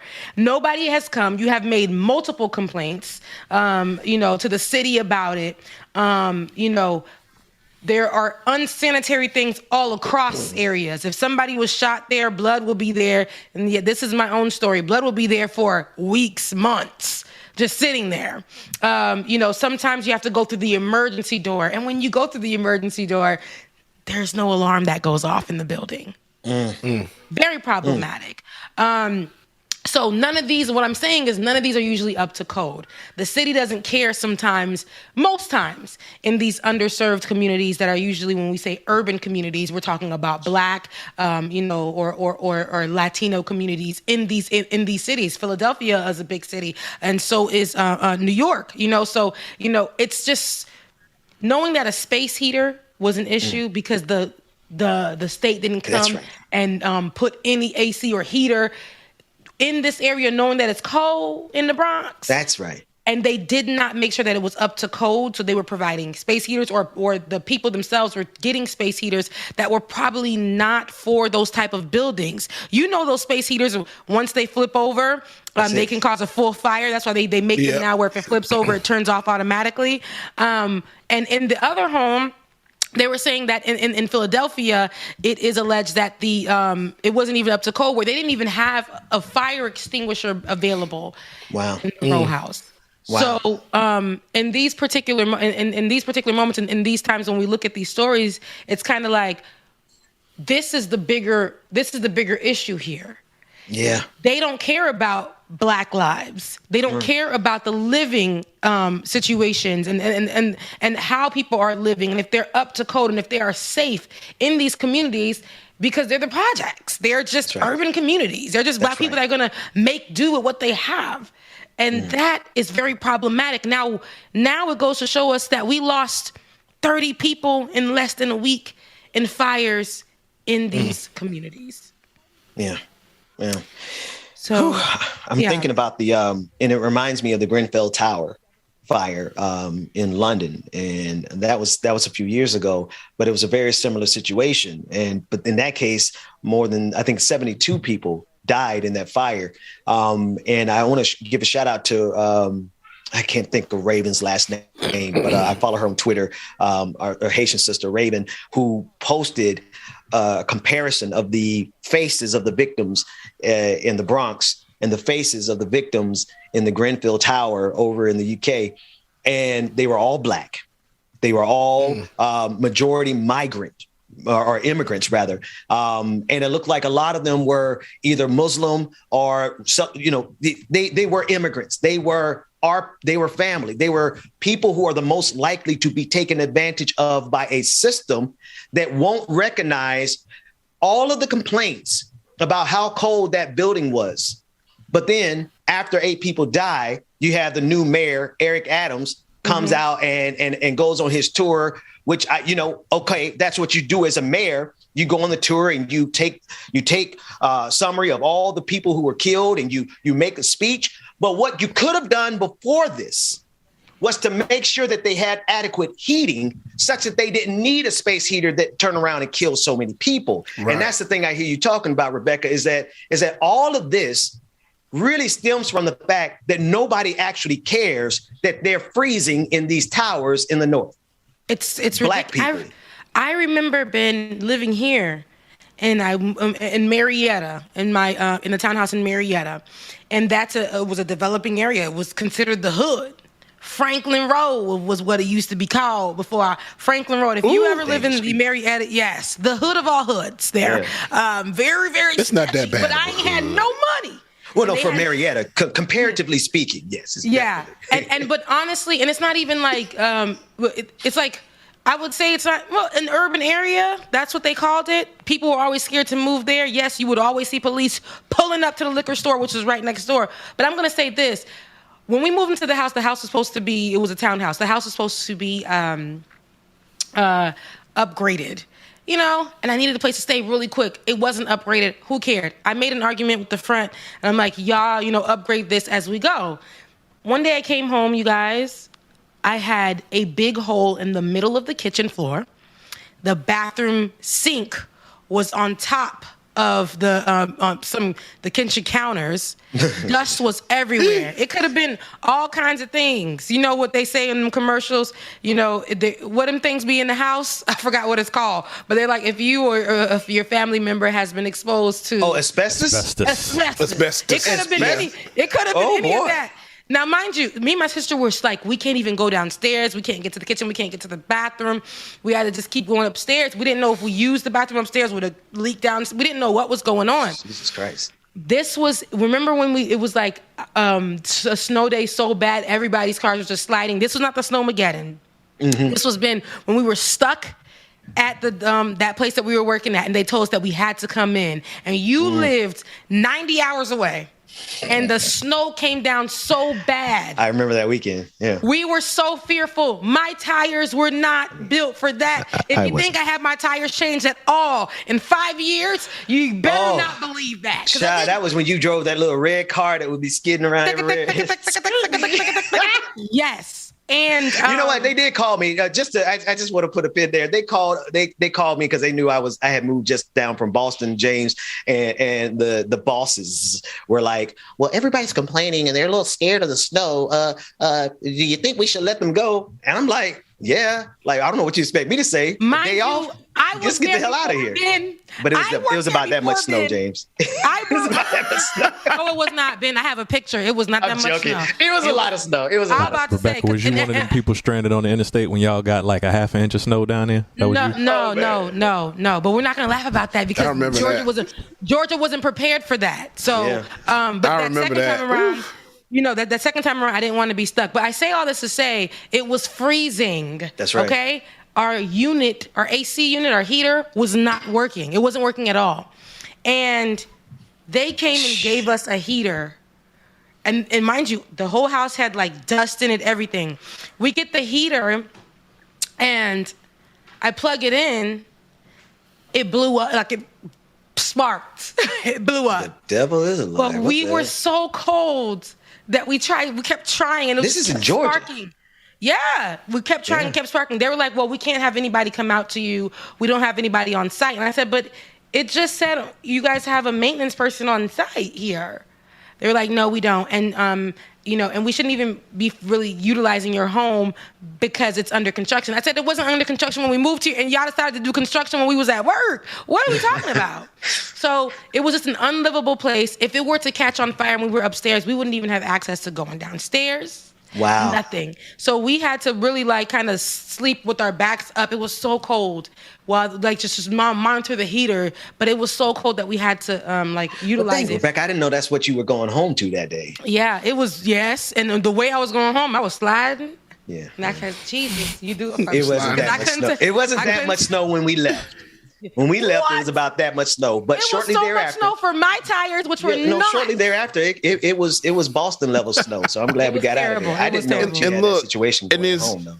And it's crazy because everybody's like, in Georgia, man, yes, this little tiny ass apartment that I'm in East Point and I'm paying over $1,000 for. Oh man, only thing they did was put paint on this building and Band-Aids. That's it. Well, hell, because y'all saw what happened. Shoot, go ahead. Go ahead. I'm about to say, if you look behind my cabinets now, there's a gap about that big going from that goes under the house, basically under the apartment. I don't know what's in there. I just know I hear critters and everything else.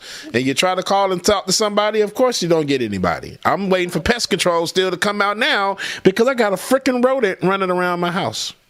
My God. Yeah. Mm-hmm. But and I don't like that shit. They won't. I hate that. I hate this. I pay all this goddamn money, and I got to deal with critters, bro, and that makes no sense to me. I mean, they make it so hard to even get. They make it so difficult to even get in there in the first place, and then you get in there, and you're like, "Holy shit! I'm paying this kind of money for this." For this, and it's supposed to be housing that you're able to pay, affordable housing, right? It's supposed to be affordable housing, where an affordable housing for some reason equates to houses that are not up to code. That's homes that are not up to code. We don't need to come out there and see if it's okay. That's what they equate that to, and that's problematic because when something happens to it, who gets in trouble? But now here we are, and lawsuits are being made, and I'm glad that we have people who are going back to where they from when things are happening, like Cardi B, and who's offering to pay for the fires and the victims' fire burial costs, but. I love to hear that. And I know it's a lot of money. 17 people killed in the Bronx. 17 people killed in the Bronx fire. And when we don't want to hold the city and states accountable for not protecting their constituents, their people, I think that's when we come to a crossroads where we have to realize, okay, I don't want to be on the right side or the left side of stuff. We're right here in the now. I don't care what you represent, but it's about what you're doing right now to protect your people. I don't care where you stand on whatever. What are you doing? 17 children died in your state. Children included. In a state funding building. They died. You guys decided never to go back there and check if it's up to code. You guys said it doesn't matter. It doesn't matter. They need a place to stay, so it doesn't matter. And check this tidbit of information out. Bronx building owners, and I'm sure David can make sure this is find out information about this. Bronx building owners are Canberra Property Group, co-founded by Rick Groper, who's on the mayor's transition team for housing issues. I can confirm that. That specific building, yeah. The guy. So the company that owned the building, one of the people that owned the company or founded it or on the board is on the mayor's team or was during his campaign. You see this? That's right. You see this? Y'all see how this all links together? So it needs to be some repercussions for this punk ass mayor as well too, because he's a punk ass mayor. It's gonna keep it real. Yeah. No love for the mayor of New York. He has decided to make himself the villain. The mayor of New York has decided to make himself the villain of black people in this timeline. So in the after party, I'll tell you where you can go, what you can go do to yourself. Because this is the insult, Rebecca, is after these people were dead, this became one of the most shining moments in Eric Adams' short career so far as mayor of New York, because he got to come down there and show all the sympathy.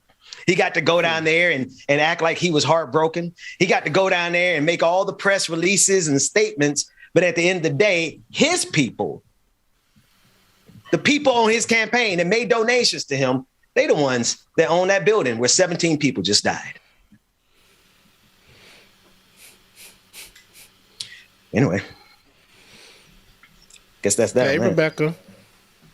Rebecca, you did I was so proud of you yesterday. I know that's crazy. I know it's weird, but like, I love seeing you go out there and snatching people's wigs, man. Like, I know that's kind of not what happened yesterday, but I just feel I watched the clip. Oh yeah. Do we have the clip by any chance? I can get it. Yeah. So thank you. And I wanted to point that out, and I wanted for people to understand, because I want people to understand when you go somewhere and you sit in the room, you know what I'm saying, like with everybody, it's not really about code switching, but it's telling you I can read you here. Like, I can read you correctly here. Right. You're only giving me 2 minutes of time. I can definitely read you right here in this particular moment. So, but I'm going to do it the way that you guys are asking for, because I felt like these simple questions require a little bit more in-depth answers, and you guys are just skating across things. We can unpack this situation more than just in yesterday's conversation. You just play the clip. If once we get the clip, we can talk about Title 42, which I did want to hit on. But we can't just go into conversations and think that we can just baseline it right here with two simple questions and just say, I think it's bad. No, it is bad because I know we don't want to go in because the president is Joe Biden. I don't give a damn who the president is. Well, like we just discussed right now, we're holding Eric Adams accountable. I don't care if you black. I don't care if you Hispanic. Right. I don't care what it is. Your constituents, your people in your state, in your city, they need you right now. It doesn't matter. Something happened right now. What are you doing about it? How are you assisting? How are you holding the people that, the government accountable for how they run these buildings? How are you holding those landlords accountable for how they run these buildings? How? These companies accountable for how they run. This is what we need to hear, because this is a moment that is happening now. So I don't care who you are, president, not president, black, white, purple, yellow, Kamala telling old girl on that show, Savannah, period. It doesn't, I don't care if you're using lingo. We got to hold you accountable. God, you know what? I am leaving politics, and Rebecca, because Rebecca, you got that under control, right? Like, what we need, I'm going to be honest with you. They don't need me out there saying it. They need you out there saying it exactly the hell way you just said it. Because one thing I noticed is, no, Jeremiah, I'm going to take that back. I'm going to say that off air. I will say that in the patron party, because I know for a fact the advantage, there's only one advantage that black women get in this society. One advantage is the fact that y'all gonna mistakenly take them for granted and not expect them to be as brilliant as they are. Y'all gonna be blindsided by the black women that are coming to the political conversation because they never had time to play the fan or beat the bush around with us. They gonna say what's on their mind, and they gonna do it with a little bit of style. Rebecca, I'm glad to be on your team. I'm happy that you guys, you guys are on my team, and let's just play the clip, and this is just the clip. I want to say, and I want to juxtapose that to our show as well. But let's just play that clip. To ask the Biden administration what's going on, because we have to understand, when he was campaigning, he being Biden, he campaigned a lot on these immigration policies that he said he would roll back that were Trump immigration policies, including, the Title 42, right, that Trump put in place. And here is the thing, though. All of these promises that were made to the immigrants, we see that here in this Title 42 and under the guise of it being a public health situation, we know that there's nothing different between what Biden is doing now and what Trump did on the onset of the pandemic. And here's the thing. I know a lot of people are afraid to hold Joe Biden accountable and call a thing, but we need to call a thing. And whether you voted for him or not, the same way that we held Donald Trump accountable and how he treated immigrants, we need to do the same thing here with what Joe Biden is doing. And it's funny that they want to say this is a public health situation. We got to make sure that we don't bring in more COVID-19 here in the U.S., from immigrants, coming over at the Mexico border. But we have the largest cases being reported out of the U.S., period, anyhow. And with these immigrants going into into ICE custody, even the conditions there are bringing them, COVID-19, these immigrants. So there's a lot to unpack here. Yeah, I mean, we have some of those past promises right here. In tweets, Biden pledged to restore dignity. We have a couple of those promises there. These white men faces like, hey, who this chick? Who that black girl? I'm going to say this, though. I love that. Shout out to Ryan Graham. That's my boy. I love Ryan. Yeah, go ahead. Yeah, shout out to all of them, man. Yeah, for real. They were sweethearts. My last name is Azor, but they were they were sweethearts. He did. I called it too. and he asked me how to pronounce it right before too. I had to get. You see how they got ghetto dig 2 seconds, but ghetto dig 2 seconds. Ghetto dig. But because I couldn't get it. You see, my black ass couldn't get it. But honestly, though, I think that in this because I'm doing the same thing as I'm doing on the show. I think that in those particular moments, you will see me, breaking it down to how, sometimes people, you got to verbalize it how they can understand it. I'm going to give it to you how you can get it, how you can understand it. But just understand the messaging is going to be the same. We have to look at the underlying issues here, and we have to start. And I don't know why people were saying hold people accountable when it was a Trump era, right? Title 42 was the first thing on people's minds. Title 42 was the main thing on people's minds. Title 42 being to me, an anti-immigrant law here, and that Donald Trump put in order to just say that, okay, COVID-19 can be brought here to America by immigrants, so we need to keep, illegally, right? This is not even lawful. A federal judge considered this unlawful, Title 42 unlawful back in September, okay? And what our current president did, first, he wanted to keep it. And when that judge in Washington considered it unlawful, Title 42, what he did was, he, being Joe Biden, he went and said, I'm going to appeal it. When was that appeal? On Wednesday. When did he have his press conference? On Wednesday night. Did he speak about that appeal to anybody? Did he mention Title 42? Did all those people that follow him, did all the people that follow him over to the cliff, did they mention Title 42? When Donald Trump did Title 42, and I was right there along with them, I made sure, hey, this is racist. This is anti-immigrant. This is not even lawful.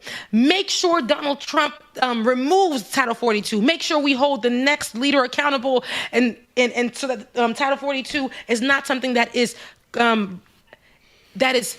how we say this, taking away the rights of asylum seekers. They have rights too. And that's right.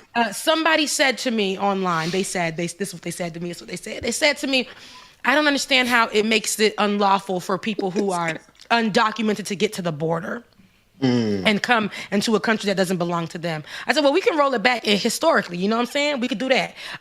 Well, this country don't even belong to the people that say it belongs to them. It was an unlawful That's right. hijack of a country. That's right. So we can take it back historically. So, y'all sitting here telling us that, I don't know how it makes it unlawful for people who are not even from here to be at a border. Excuse me. We can take it historical. Are you supposed to be here? Is your family from here? And then for the same people, because I saw that Mitch McConnell clip as well, for those people who are calling Black Americans not Americans, African Americans not Americans, because he made a statement saying that the African Americans' votes are just as high in percentage as American votes, because they like to show the divide, the divisiveness and things like that. And Ben, you say it all the time on the show, Black Americans can trace their generations, their families' generations back many more times than a white person here in America. Right. But I digress. That Title 42 is anti-immigrant, and Joe Biden must be held accountable. I don't care what you look like. I remember back in the day, I used to care. I used to like, that person is Black and we have to stick right beside them. Yeah, we can stick right beside them and hold them accountable. If he's going to be sitting in this seat for 3 more years, if you think I'm going to be like, okay, my cousin who was under that Texas border disappeared in the night. Nobody knew where he went because of Title 42. That's it.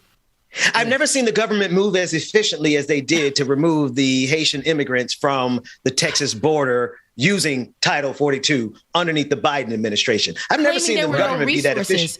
Claiming that we don't have any resources to really hold them and put them in places. And all of a sudden, though, y'all went in the night. Thousands of Haitians were taken to facilities, and their rights were taken away from them. They moved swiftly to process paperwork. Now, they moved slow processing the asylum paperwork, but they moved so swiftly to process deportation paperwork within less than 24 hours. Shh. Y'all got a problem on y'all hand, and that problem is Rebecca Azor. I ain't got nothing else to say to that story, bro.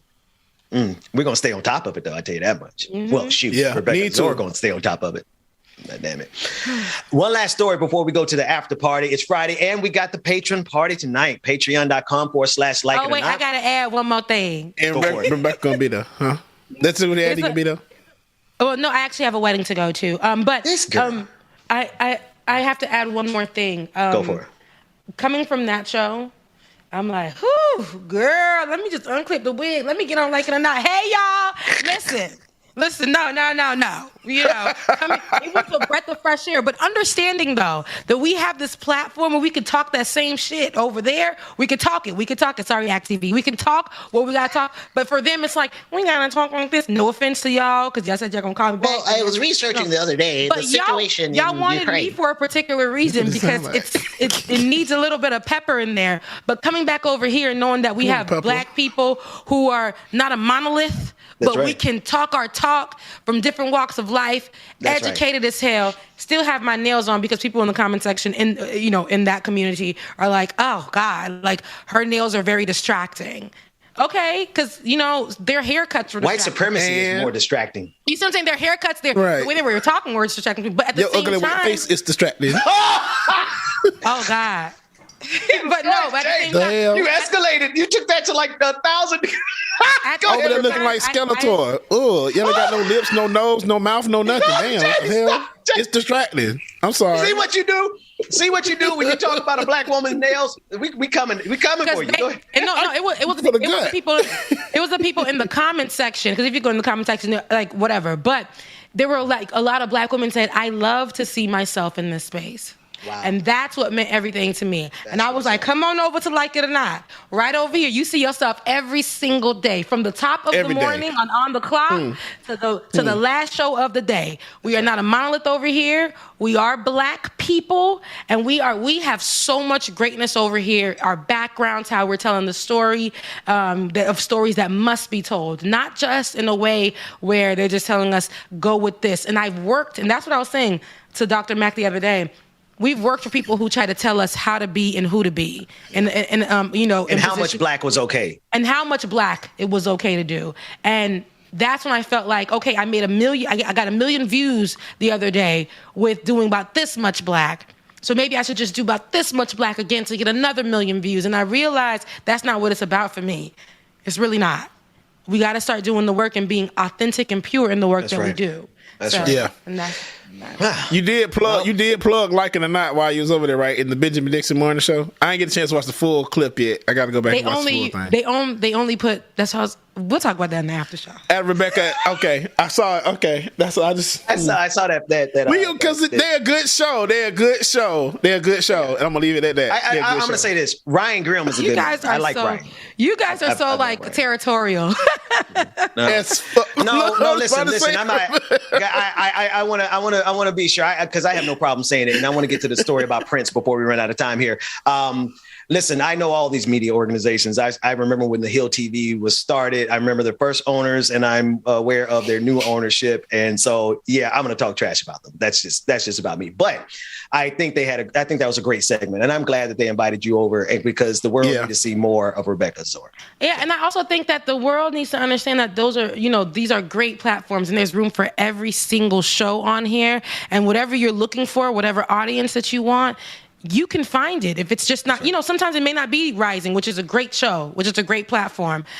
Sometimes it may not be Rising. Sometimes it may just be Benjamin Dixon's 8:30 segment. Sometimes, you have that out there. There are communities who are going to follow the show you guys follow. So, if you're in our comment section on this particular show saying that it's okay, you're saying that you're interpreting what we're doing as us being racist against white people. Definitely not. When you live as a black person in America, let me tell you something. What we're saying right now is just really just a little sprinkle of what we would probably really want to say about white people in America. And it doesn't make us racist. It's just us, critical race theory.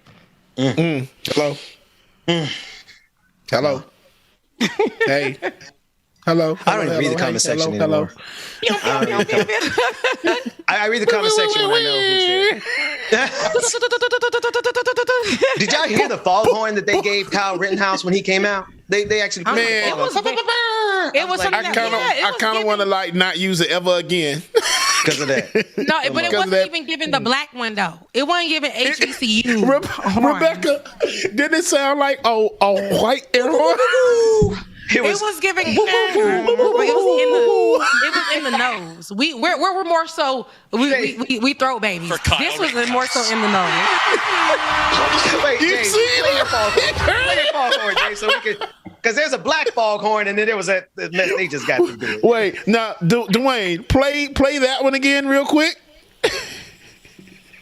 Kyle Rittenhouse. For Kyle Rittenhouse. Okay, and how it's supposed to sound. There's peppers in there. There's spice in there. There is jerk sauce in there. There is barbecue sauce on that. Some Lowry's. There's some Lowry's in there. There's some Lowry's. Yeah. Tony Satchel. Old Bay. Old Bay, baby. You can remix that one with some Haitian music and wind your waist to it. I can assure you that. That one is on beat.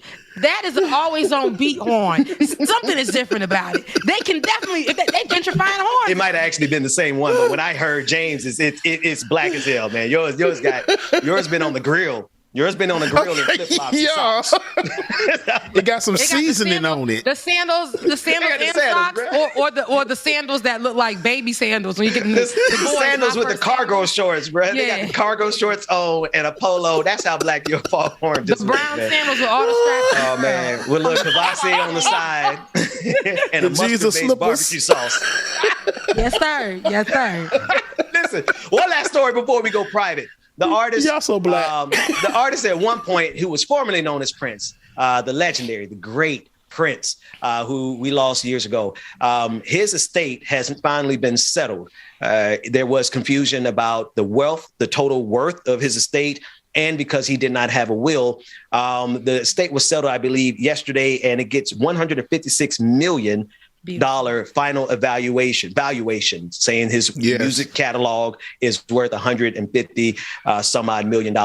I feel, James, in a world of billionaires, I kind of feel like Prince should be worth more than that. But then when I look at a whole lot of artists, a lot of artists would be lucky to get that kind of money valuation. I agree. Yeah, and actually, it was valued less than that. It was at $82.3 million, but they valued it again and increased it to $156.4. And they're speculating the reason why is because the IRS can get more taxes from that. God dang, you black folks can't do nothing in this country without there being some kind of catch. And they fought for that, though. They did. His estate fought for that because when they didn't accept that first value, and they fought for this one. But Ben, when I first saw the numbers of Prince, how they wanted to value this beautiful icon of a man, who they will in the future utilize him for NFTs and stuff like that. They're gonna do all of that. They're gonna make their money. They're gonna try to own his likeliness, and make it the most American thing, right? This belongs to American history, right? And that's my problem when we think about white artists, if we think about Elvis and stuff. I'm pretty sure his estate is worth like God knows what. But for us black folks and black Americans, we had this particular artist. But think about the other major artists. That's right. Who were black in the past and what their estates are valued at now. I'm pretty sure they were shortchanged as well. Aretha Franklin. And I have some names in the spreadsheet. Yeah, Aretha Franklin was $80 million. Stevie Wonder, his net worth is $200 million. Okay. And once you get up to the other people, let's listen to these numbers. Elton John, net worth as of 2018, $450 million. I can see that for Elton John, of course. Bruce Springsteen, $650 million. Wow. Billy Joel, $225 million. And we're talking about people that have, if not the equal amount of power as Prince did, that making more money, of course. What about Whitney Houston? What about Whitney Houston? Let's see. I don't understand how Aretha Franklin's $80 million. I don't understand why she didn't will either, but but $80 million for a legend like Aretha Franklin. I mean, not taking away the legendariness from, that's a word. They don't want Prince, but when I saw that, I'm shocked. And don't get me wrong, folks. Like, I would love to be worth $80 million, but I'm not also sing legends. Don't tell me. Like Aretha Franklin, like Aretha stuff's still on the radio. They just came out with a movie about Aretha. So I think Aretha is probably a lot lower, because if you look at those other names that you were talking about, like Elton John and Bruce Springsteen, Billy Joel, they own a lot of their own masters. They own a lot of their stuff. Aretha didn't own a lot of her stuff when she passed away. There it is. So. And I'm gonna tell y'all, Whitney Houston, I think, is special. She had some issues. Go ahead, James. You were saying about Whitney. Whitney Houston's net worth at the time of her death, negative $20 million. Negative. So I'm going to read this right here. It says, the debt was despite the fact that in her lifetime, Houston sold more than 100 million albums, right? After she passed, sales of her albums and songs spiked exponentially. And today, and this was back in August, Whitney Houston's estate is worth more than $14 million. And this is according to Billboard. Here's the thing. Ain't that some shit? But what you just said, though, and I bet you she probably doesn't own her masters as well, Yeah, if for I'm sure. not mistaken. So in those moments, these are the reasons why a lot of their values, or what America says they value them at, is so low, because they've already taken from them. But They've Prince used did. their talents, they've used their voices, they've used them for everything. The whole world loves them down. White, and black people alike. Everybody loves these particular artists and black artists and things like that. But when they die, they are saying that you, even in your death, you in America, after selling your soul, your blood, sweat, and tears for the country, your value is always going to be. It's like, you're black. Let's make sure that we value you right there. So Ashanti did a Breakfast Club interview, like I think I want to say within the last few months, and she was asked about when she finally got her masters. Yeah. And I think there was like, I could be retelling this incorrectly, but I believe that she like had issues with getting hers, and so she ended up re-recording her first album, or her first big hit album because of that, so that she could have masters over it. That's right. But she did say that in general, there's after a certain number of years, I don't remember if it's like 20 years or something like that, that's when artists legally have the opportunity to seek it's 25 years after their ownership death of their masters. No, just you're talking about the ownership of their masters. Irv Gotti, who was her producer or the owner of the label that she was under, he Murder even Inc. took Murder Inc. It's murder, but he took to social media saying that you guys need to understand this. She worked under my label. Y'all taking money from me when you guys are saying that, she should require back her masters and she's fighting for it. Think about me and the fight that, I'm having to do, because I'm the one that discovered her. I'm the one that did studio. Like, he was my God. The motherfuckers say they made Ho. Okay. Turn around and make another Ashanti then. Irv, you made her. Go make another one. Right, that's his role. That ain't gonna happen. He made money off of the touring and off of anything related to the label. That doesn't mean that the label owner should be entitled to the actual peer. That's BS. See, because at the end of the day, listen, this is the reason I do the stuff the way I do it, is because I know one thing is true. At the end of the day, it's the combination of everybody that creates something that you can go out there and sell, right? It did take Irv Gotti. It did take the producers. It did take Ashanti. It took the whole team, right? But who's the only person in that equation who's sitting back saying, it's mine? Irv Gotti. Sorry, bro. You can't create. You're not going to have another hit. You're not, because you have now told all the talent in the world that at the end of the day, no matter how much we collaborated, it's yours. Nah. We couldn't do nothing grows like that. Nothing. No, and this is for even our aunties, like Auntie Anita Baker. She had to tell people not to purchase her music stop streaming her music until she is the owner of her masters. And you know what? She probably had to wait that 20 plus years to say, this is my time to grab my music and be the owner of my music and make sure that when I pass, that what the America is going to value me at will not just be that. I will have my records and my my belongings. They will be worth more than nobody's business, and we can add that to the value of my music, my blood and sweat and tears. And she's an older woman now, but her music, we know that's vintage, that's historic, that is. She's a mogul, a living mogul today. She's a legend. And she should not have to live in America where once she passes, they're going to value her at whatever they think she is because she's black. But utilized her, dried her up, made her drench and dry. NDRE talked about this music industry. The same way, it depleted her. She loves it, though. She loves it because this is what made her. This is her thing. This is her gift. But how it has depleted her in so many moments where they've taken money from her. They've taken from her all kinds of things. And she had to get independent in Haven Street Studios and work on her own music in an independent manner and then connect with major labels but make sure that she has sole authority over her own. When you finally realize that, sometimes it's like you're just later on in life and you wish you knew these things. JoJo, but the white singer JoJo, Black in Her Heart. the white soul singer, he had to redo her whole album as well. That's right. And because they would not allow her to own her music, she had to go on a separate label and do her own thing. And see, a lot of them are now getting privy to this thing because we will not allow. We being black folks, but you never should. Like, I think now we're becoming privy to it. We can't allow them to give us and say, I'm going to give you the world and give us, and we're living a way that we never thought we would live, on money and things like that. But they're still shortchanging you because you're black. So they value you at that because you're black. Can you imagine how many hits? Honestly, as big of a fan of Motown as I am, I can't leave Motown out of this conversation. But how many more hits Murder Inc. could have gotten out of Ashanti had they not tried to treat her just like she was just to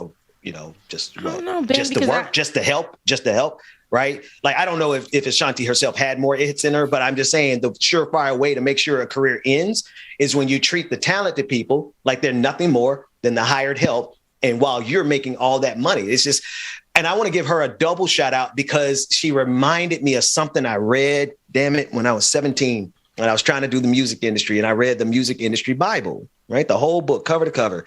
She can, in fact, all artists have the legal right to re-record all of their songs. And there's nothing a record label can do about it. They simply just have to pay the people who wrote the songs their percentage. That says to me, if these labels keep playing around, y'all going to get a whole new line of music that are redone, all the hits that we love. Because if y'all not going to give the people who created it the rights to it, then they need to read that same book I read, the same book it sound like Ashanti and her team read, and y'all go remake all of your music and play it on the independent market. Then you're going to be okay, because you got to seize control of your life. Otherwise, Rebecca, it's the same exact thing that we went through. It's the same thing where they will use you.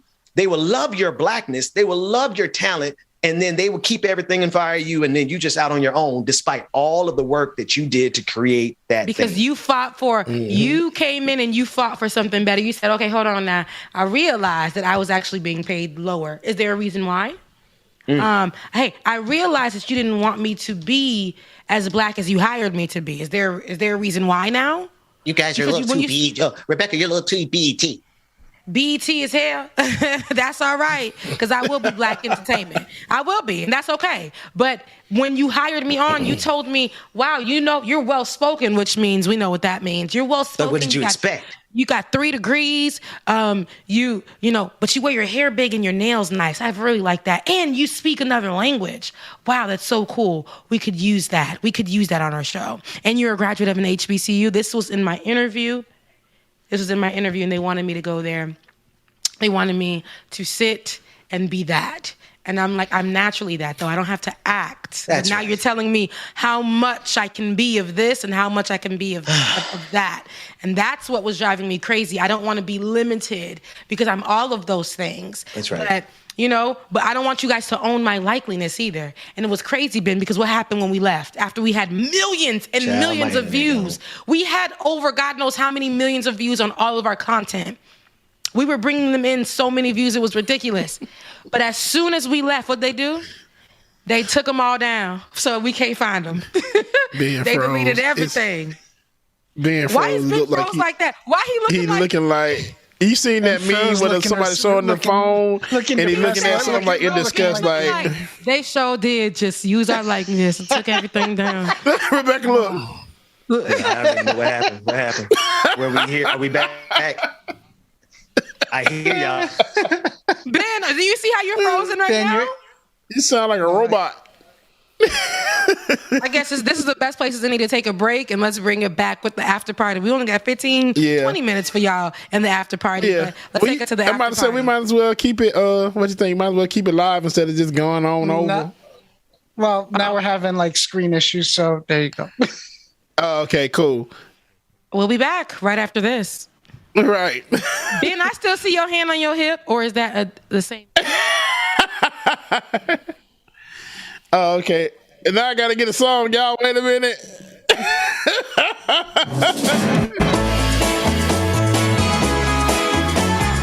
Right. It's stressed about. All right, y'all. We love y'all. We mean it.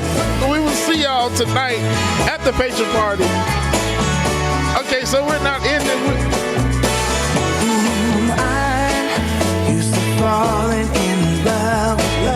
I don't know what's going on. I don't know if we staying live. Are we going? Are we getting the public stream? Okay, we got the public. Okay, cool. Okay, cool. All right, y'all. Make sure that y'all stay tuned. We love y'all. Mean it. Make sure that y'all have y'all ass at the patron party tonight. It is going down.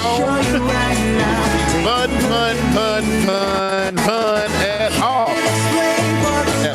It'll be fun as hell. All right, y'all. Yeah.